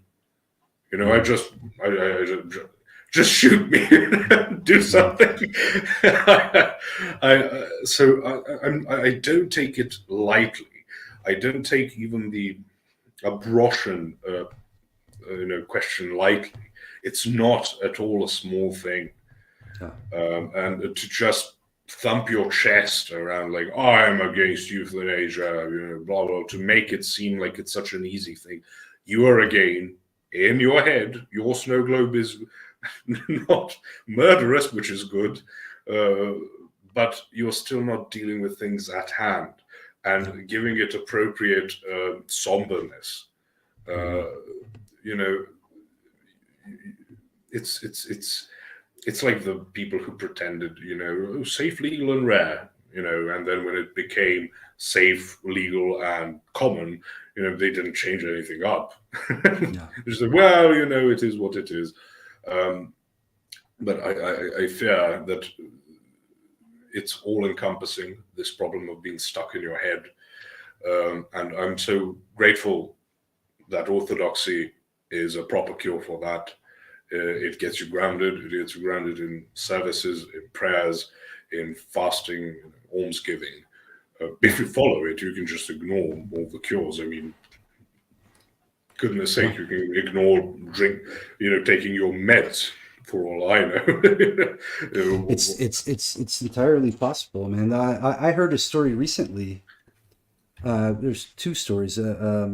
One was from a friend of mine here, who I've known for 2 years, but I didn't know she was Orthodox. We met under different circumstances, and somehow there was never occasion to discuss it. And she had gotten in touch recently, and we'd never discussed anything about it. And she told me that her mother, who lives near a town halfway between here and Zagreb, that has a monastery very nearby. And then I started to remember, oh yeah, she said her family lives right there. And she said her mother suddenly one day had this issue with the veins in the leg or something. They just all kind of exploded at once, to the point where they needed to do surgery, but couldn't do surgery because if they did, it was too far advanced. Let's wait and see what happens. And then that the priest came and then immediately arranged a trip where they arranged transportation with some special van so she could be horizontal. And they drove to Montenegro, to Ostrog. And I was like, oh man, could not believe, this was our first discussion about Orthodoxy. She tells me this story. Their mom went there. She was, then when she came back, she went to see the surgeon, and they were blown away. They said, no, everything's fine. Everything's better than when you first came in. Yeah, it's done. It's gone. And I was just, and I have seen enough and know enough to believe this to be true. And she has no reason to just call me. She has no reason to call me and make up this story. Yeah, it's not followed up by now subscribe to our monthly. Yeah, no. She was just amazed and wanted to share her amazement with me because I knew of her family and things like this. But, and for those who don't know, getting to Ostrog is hellish. Yeah. The drive even is it's in the mountains. And I had a friend when we were going there back in high school, driving from like my area of Serbia over there, and you just get into the mountains, because for those who don't know, Montenegro literally just means the Black Mountain. When we say Crna Gora, that means the same thing, the Black Mountain. It's an incredibly mountainous part of the Balkans, and just sort of goes right down into the beaches, you know. So the roads are incredibly how should not wavy. I don't know what to curvy. Really curvy, Yes, yeah. They're wavy. Wavy is a nice way to say it, though. And one of my friends says, you know, strange are the ways of the Lord, but apparently, especially through Montenegro. So, in Serbian, you say putevi, so path, you know, and road, the same thing. So that was his joke. But if you're suffering from this type of condition, what we call proširene vene, literally means expanded veins. I'm not sure what it's called in English. Yeah, something like this. This type of trip isn't going to be favorable for these things. It's going to be it's a pretty annoying journey to take. The destination is more than worth it. Yes, there it is. Yeah, it's kind of see the. I don't know how to make it more full screen, but yeah, this is just once you're there, once you're up there, but it's carved out of that rock. It's crazy. Yeah. There's a better view of what it takes to get up there. Yeah. Yes, and the view from into the valley is just gorgeous from the monastery when you look into the mainland. I remember telling you when we went, it was raining very heavily, and everyone was just having fun. Yeah, no one was complaining. It was just great to be there. And then you look into the valley, and it's a pretty steep valley, you know, and just rain pouring in. It was still sunny, you know, it wasn't overcast. There was sun. It was like a cloud of heavy rain, but it wasn't covering up the sun. So it was truly a wonderful experience. But yes, there's no shortage of stories of miraculous healings. But again, as that metropolitan in Syria, I believe, said, you know, the lions killed Saint Ignatius, but they wouldn't touch someone like Saint Thecla or back in the Old Testament, King David and his entourage. Right? God, there is no thing like, oh, if I believe really hard in God, then, you know, nothing will befall me. That's not promised to you. Yeah. You have your purpose. You have to try to fulfill it by participating in God's grace, undergo theosis, and your end might be the one of a martyr. It might be the most peaceful death imaginable. You don't know. You know, we accept and should accept our faith, our fate. So don't try to solve every single problem in the world in these enormous contraptions, ideologically speaking, that you're going to impose in the world. It's just going to be ruinous for everyone involved, especially your soul. Because even if your misguided, you know, misbegotten ideas are implemented and other people die, they can find salvation in the suffering induced. What are you going to do? You're just going to be this little demon, you know, shouting orders, and repentance is going to be a difficult thing because your consciousness is going to bear very heavily on you to try and justify, as we all do, justify or try to justify our faults when they're grand on that grand scale. You are going to find it difficult to repent. Not impossible, but difficult. Yeah. So one more story, and I guess we could. You said you have another stream coming up tonight. You're going to do.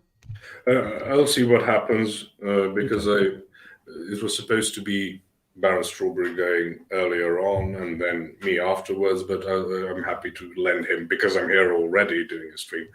You know, happy to lend him the slot. We both like Tuesday, Thursday, so I'll see what happens afterwards.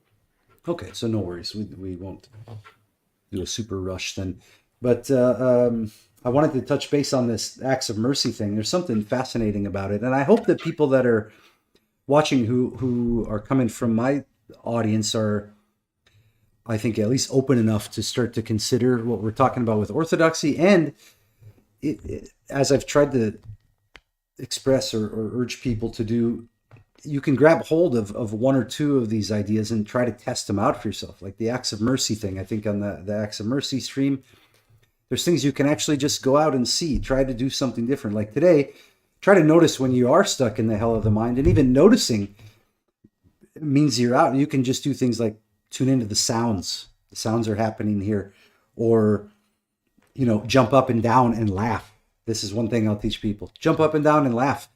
For 1 minute of that, you're going to be in a completely different state than when you started, and then from there you'll be out of the hell of the mind. But this, to follow up on this acts of mercy thing, I had mentioned the story about a guy that when I was at the beach bar, and the guy came up, and I was sitting talking to a woman friend, and then the woman, I was like kind of debating in my head, lost in my head.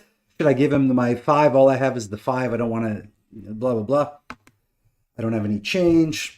Like I had some arbitrary amount that it was okay. And then she's like, no, he's always asking for it, and I didn't believe what she said, but I let it just slide. I let it all slide because she kind of brushed him away.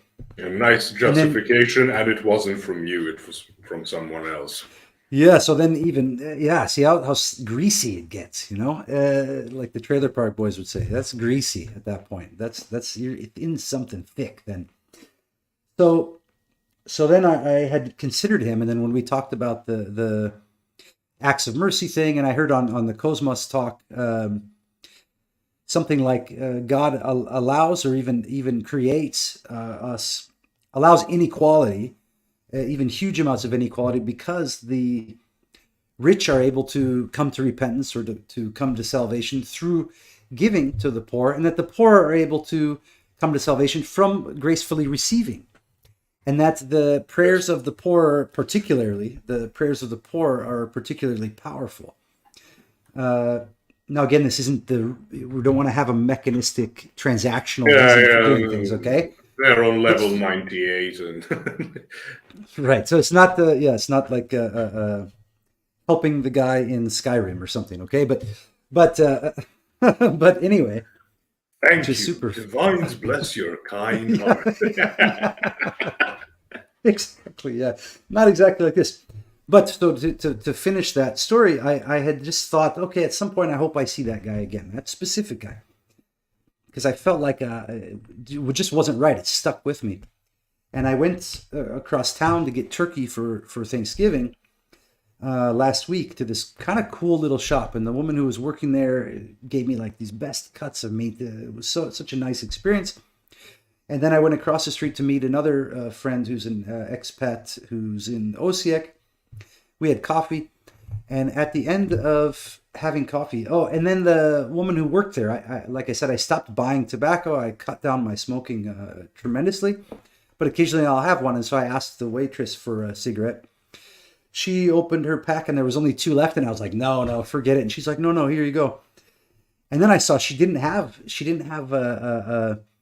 any for the rest of her shift. And I thought, oh man, this is kind of a bad position I just put her in, one more step to this situation for her.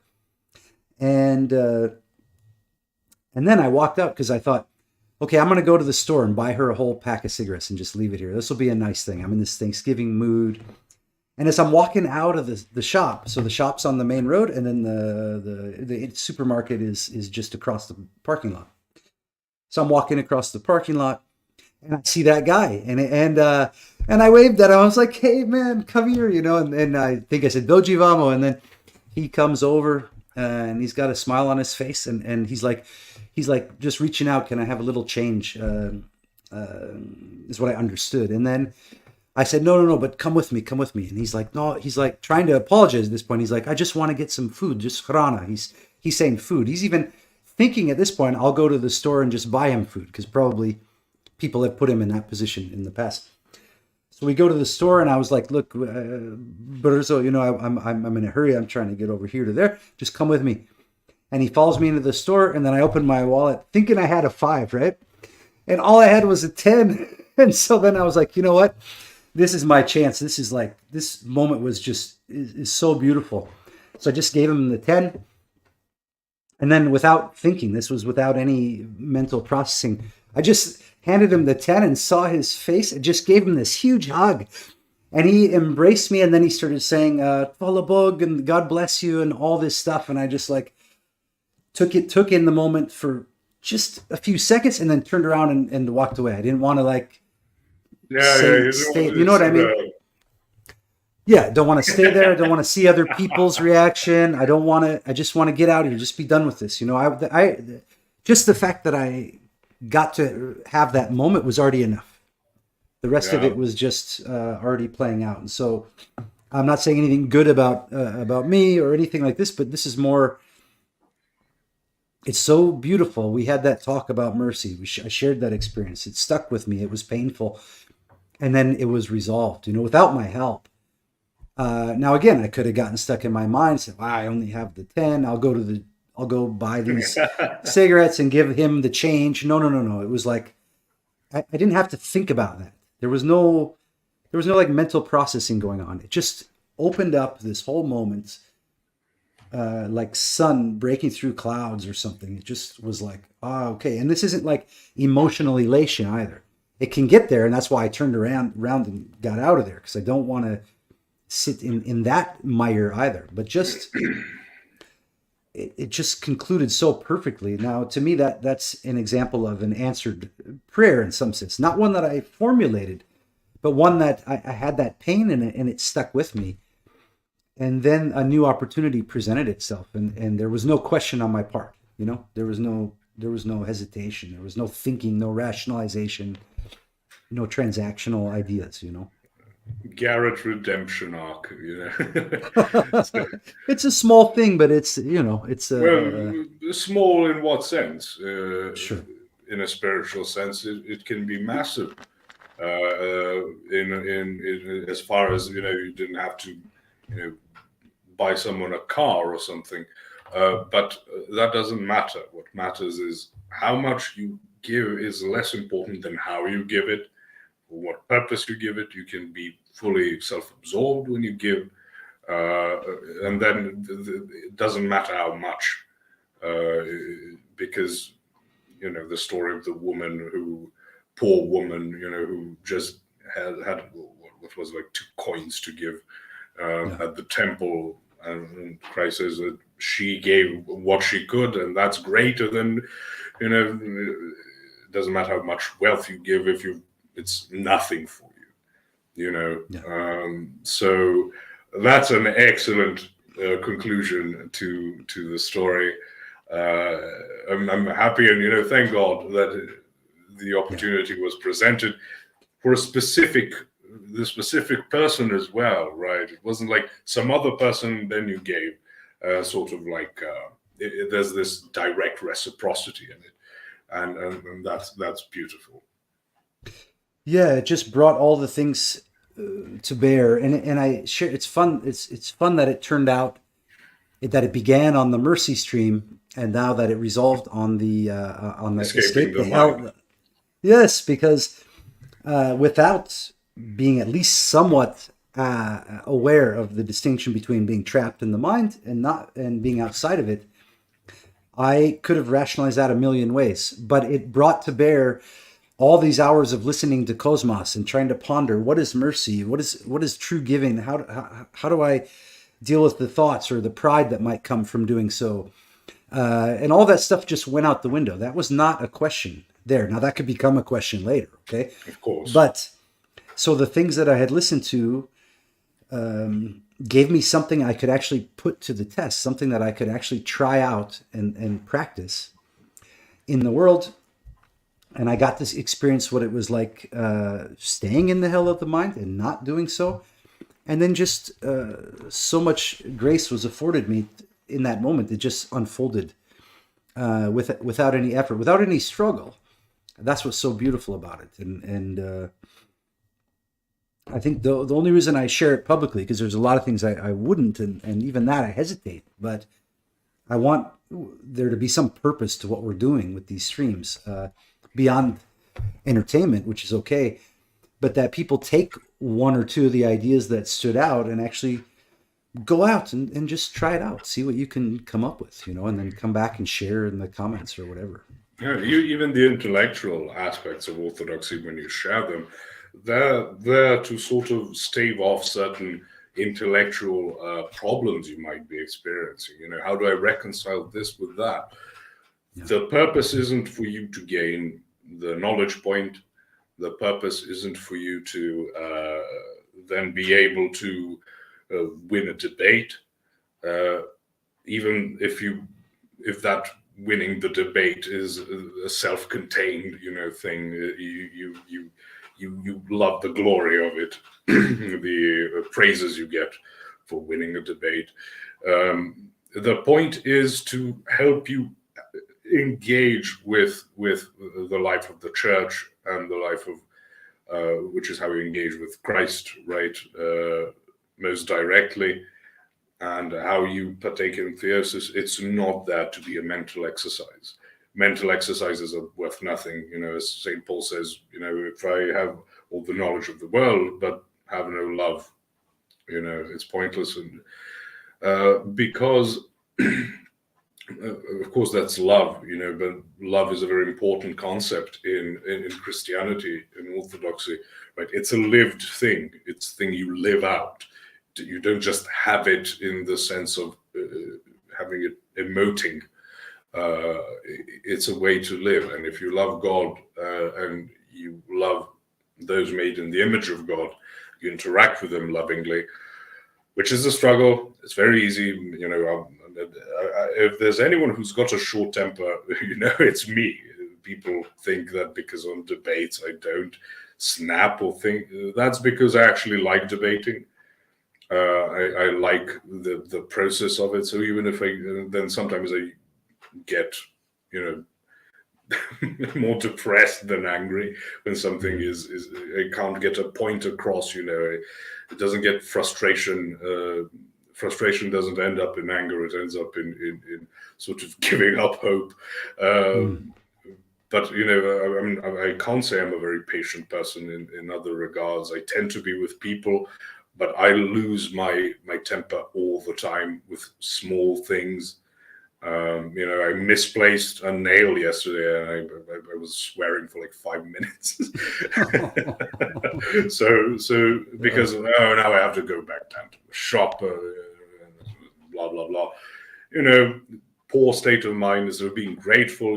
I'm healthy enough to do this. I've got the skills. I've got the assets, so I can. Set up these curtains, it beautifies the house and things like that. It's common, chores, basically. But you can find so much greatness in the common chores, in, cleaning things up, you're beautifying things, which is a good and godly thing to do, and even on that level, you can seek gratitude because all we have is on a lease, because we belong to God. Everything, all of creation belongs to God. But we should be grateful to be able to participate to the extent that we can. You mentioned the rich and the poor and talks of cosmos and why church fathers like St. John Chrysostom said you can take all the money from the rich and give it to the poor, and the rich will be irate and the poor will be thankless. In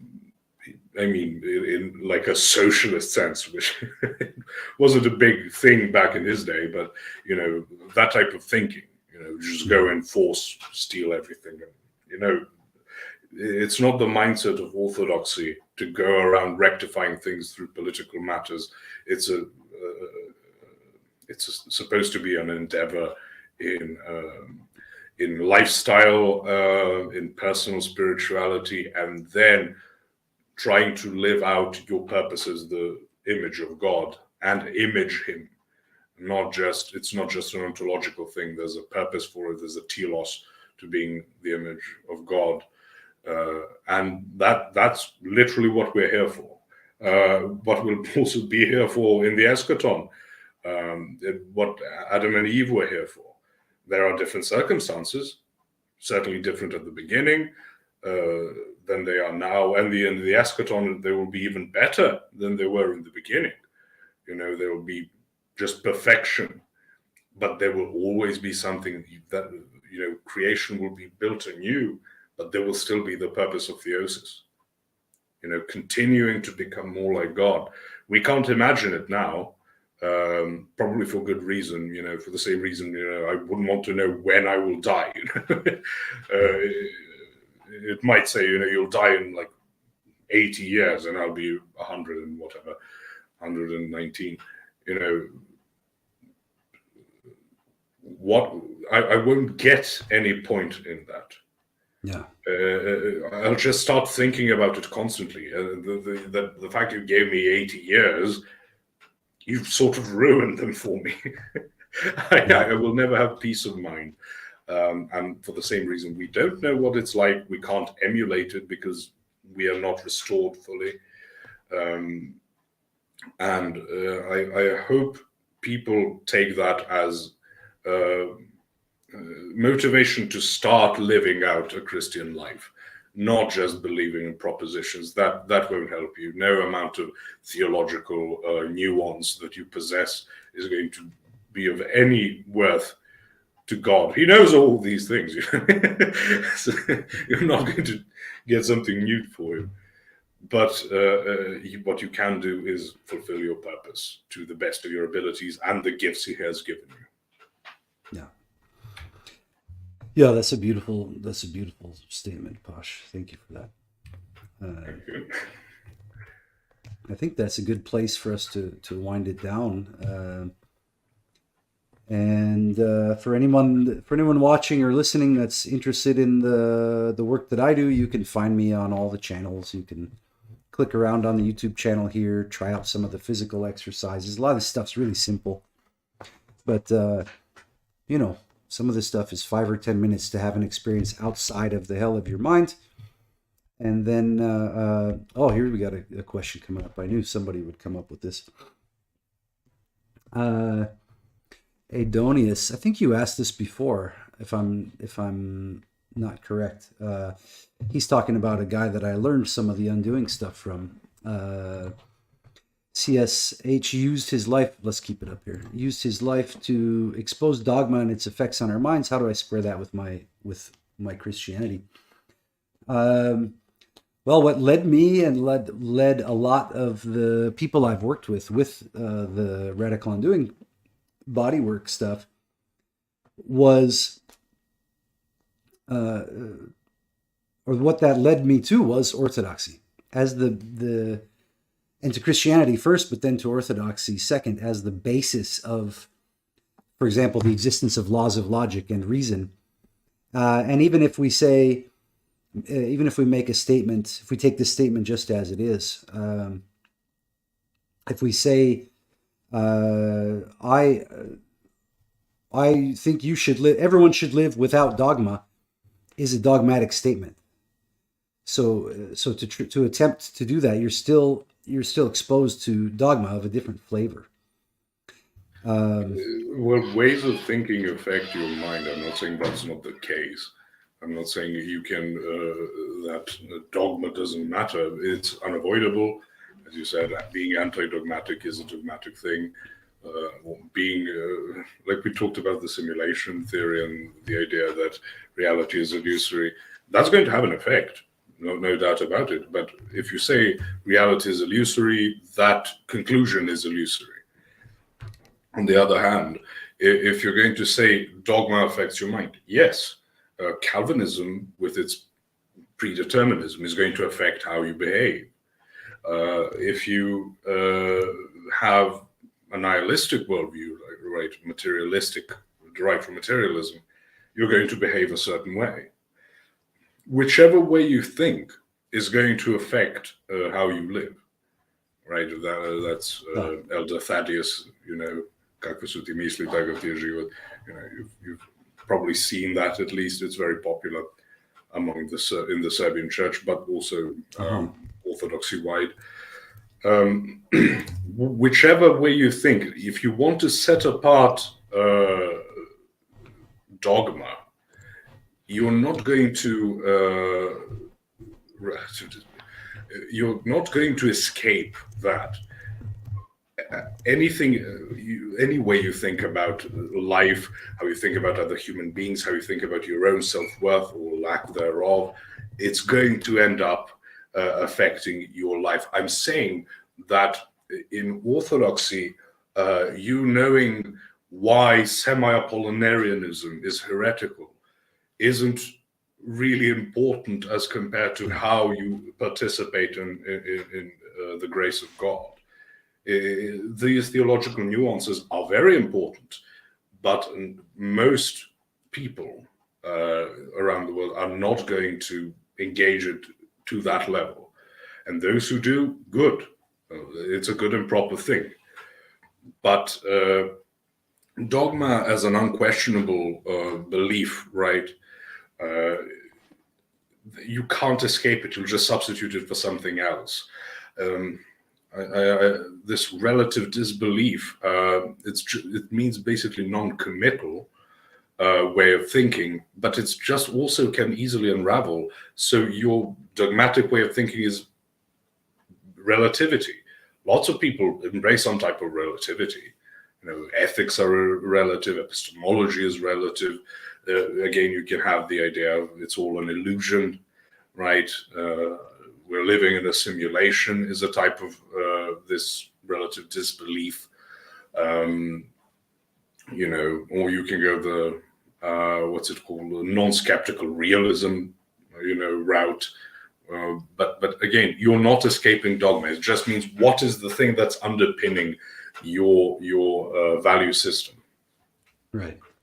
Yeah, and where do the values come from, and all of this?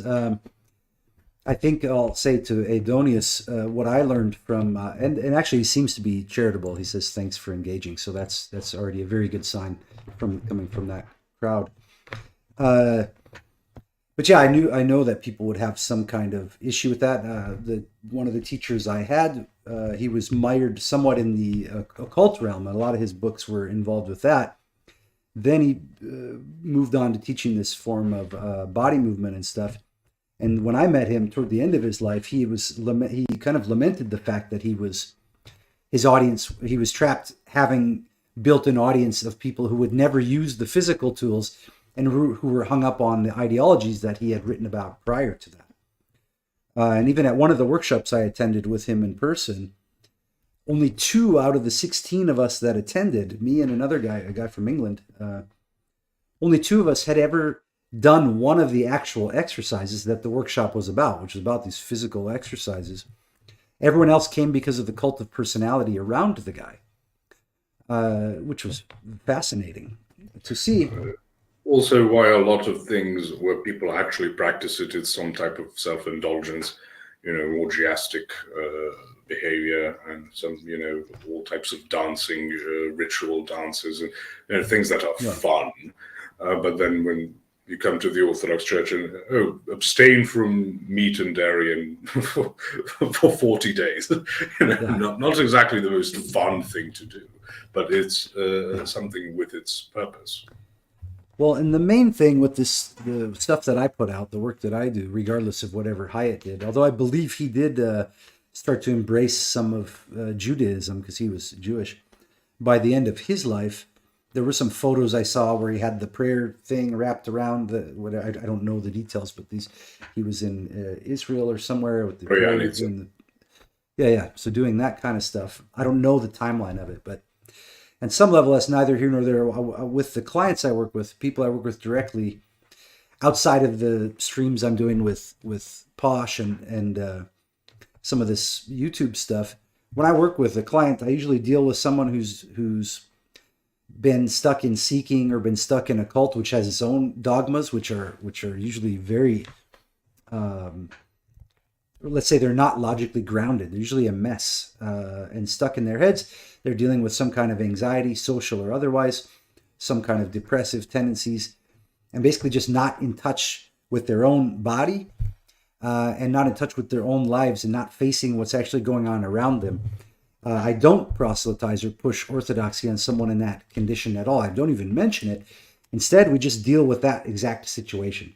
Just like if you're an Orthodox plumber and someone calls you and says, "Look, these pipes aren't working correctly," the I try plumber to doesn't go, hold. "Well, you should be praying," like Yes. you know what I mean. So it's just not the appropriate moment for that. I'm dealing with a physical situation that most people believe to be um, spiritual, and I mean that in the more the way they use that term in the New Age sense. They're lost in their heads and they don't know how to sort out what's going on, or how to face the physicality or the actual life situation, how to talk to their friends and neighbors, how to communicate better with their family, whatever.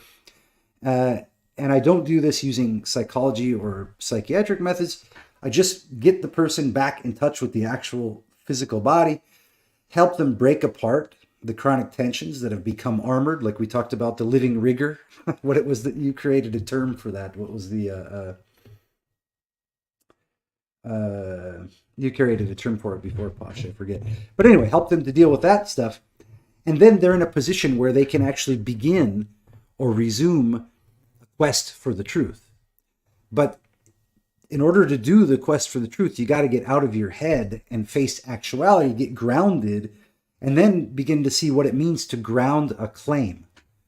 That's why the word is ground or account for. It's like it's referring to the physicality. How does that idea attach to your actual behavior? How does this actually play out if we extrapolate the logic to a real life situation? That's what it means to ground an idea or a claim. And you are always partially, at least, a product of your circumstances. So things are going to be obvious to you that might not be obvious to someone else, which means they're not actually obvious, right? It's this idea of, this pure factuality, this raw factuality, and things like that. You're going to run into problems. So don't get too ahead of yourselves when doing that. I had a rude awakening when I broke my socialist phase when I was 15. I felt like, wow, I'm really dumb because I believed things, earnestly. And then I realized how stupid they were. But back like half a year before that, they would have been obvious. And I would have said, well, do I really need to explain why, blah, blah, blah? No, turns out I should have been.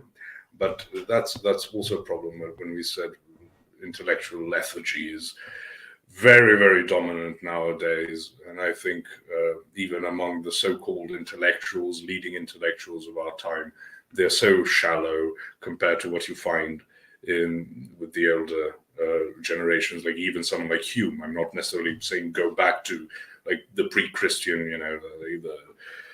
like the Greeks or something, who were also very thorough because they didn't try to save some type of face, like the new atheist movement is, okay, how do you ground that ethical claim? Do I really need to explain to you why murder is wrong? Yes, because as things that are currently active, let's say, the active ideas and ethical preferences, as they are living only by inertia, they're going to fizzle out and dissipate. And what you will be left with is anarchy. And if you think people are going to start calculating things, they're not. They're going to start seeking whatever their biases lead them towards. Sort of like how some of the greatest disparities of the masculine and feminine, career choices. Some of the most pronounced, if I think it is the most pronounced difference, is in places like Scandinavia, because the societal pressures being gone means that you're only left with your biology. You don't have to worry about, like in a poor country, you're going to try and get the best job you can. And that might be as a woman, going into IT. But if you're in a stable country, you will go for something that you personally feel you should go towards. So the bias is pronounced now. And when we are reduced down to an almost animalistic state, that's when you see problems arising. And I don't know if we could escape at least a wave of that.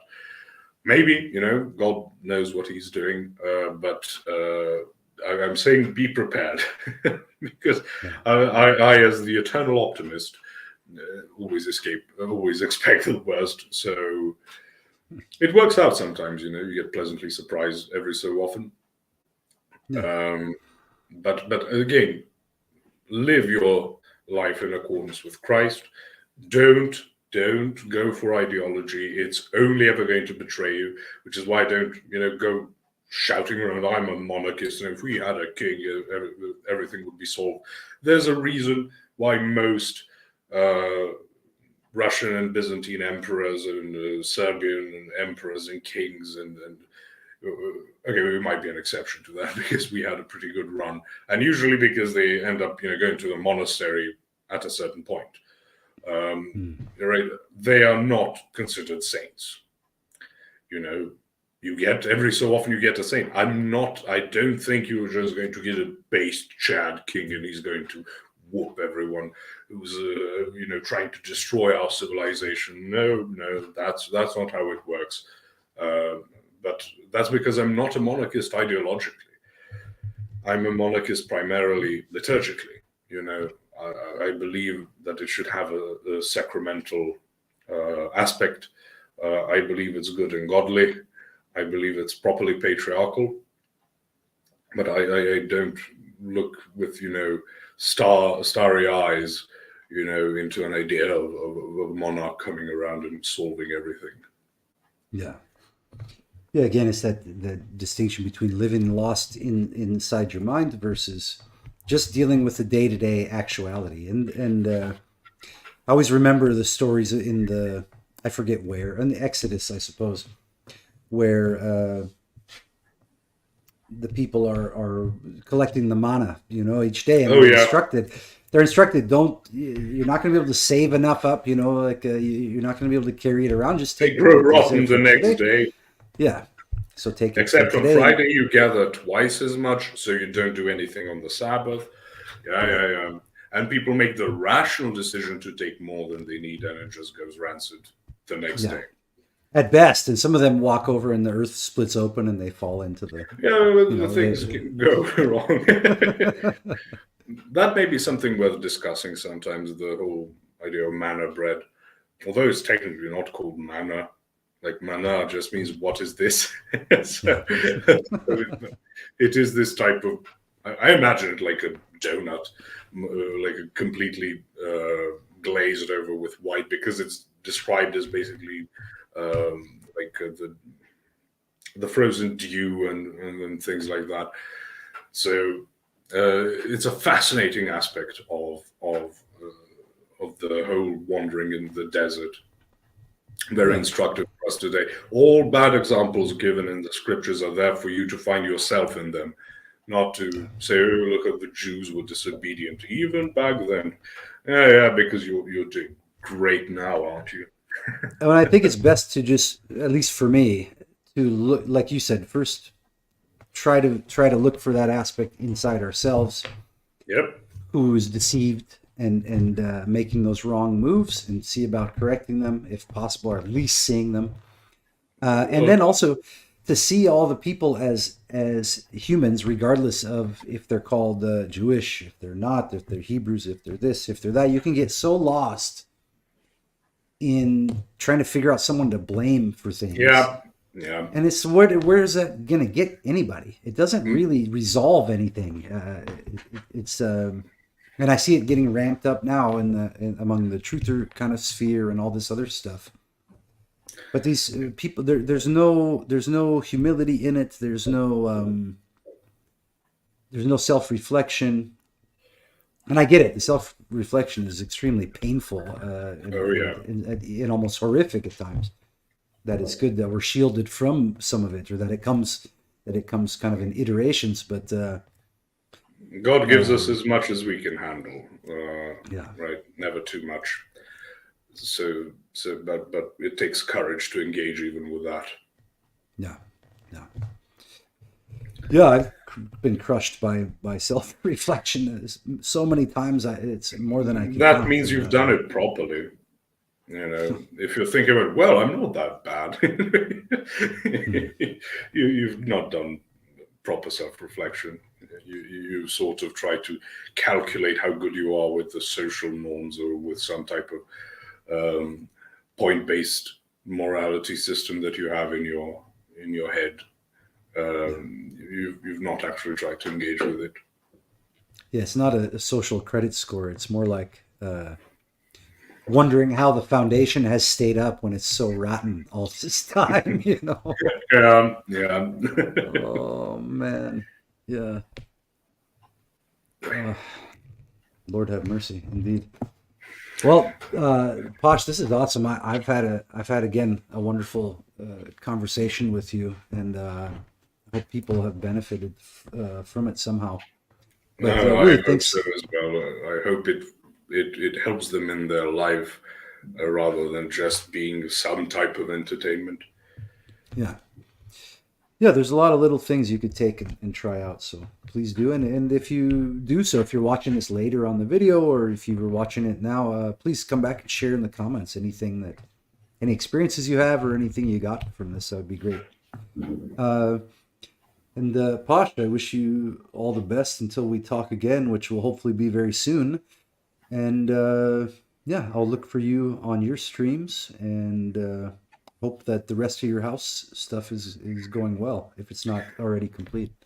Yeah, it's just one more piece of work, but that's not even me doing it. It's the people who know what they're doing are supposed to come around and set up some additional water protection, and that's it. Very cool. So it should Well, be thank God that's it. should be a delightful winter. Yeah, yeah. Should Yes, be a I'm delightful hoping winter. as well.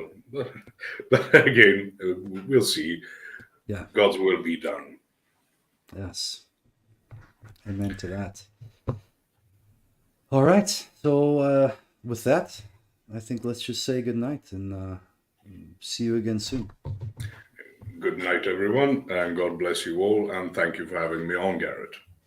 Of course, thank you for being on. God bless and enjoy. Bye bye.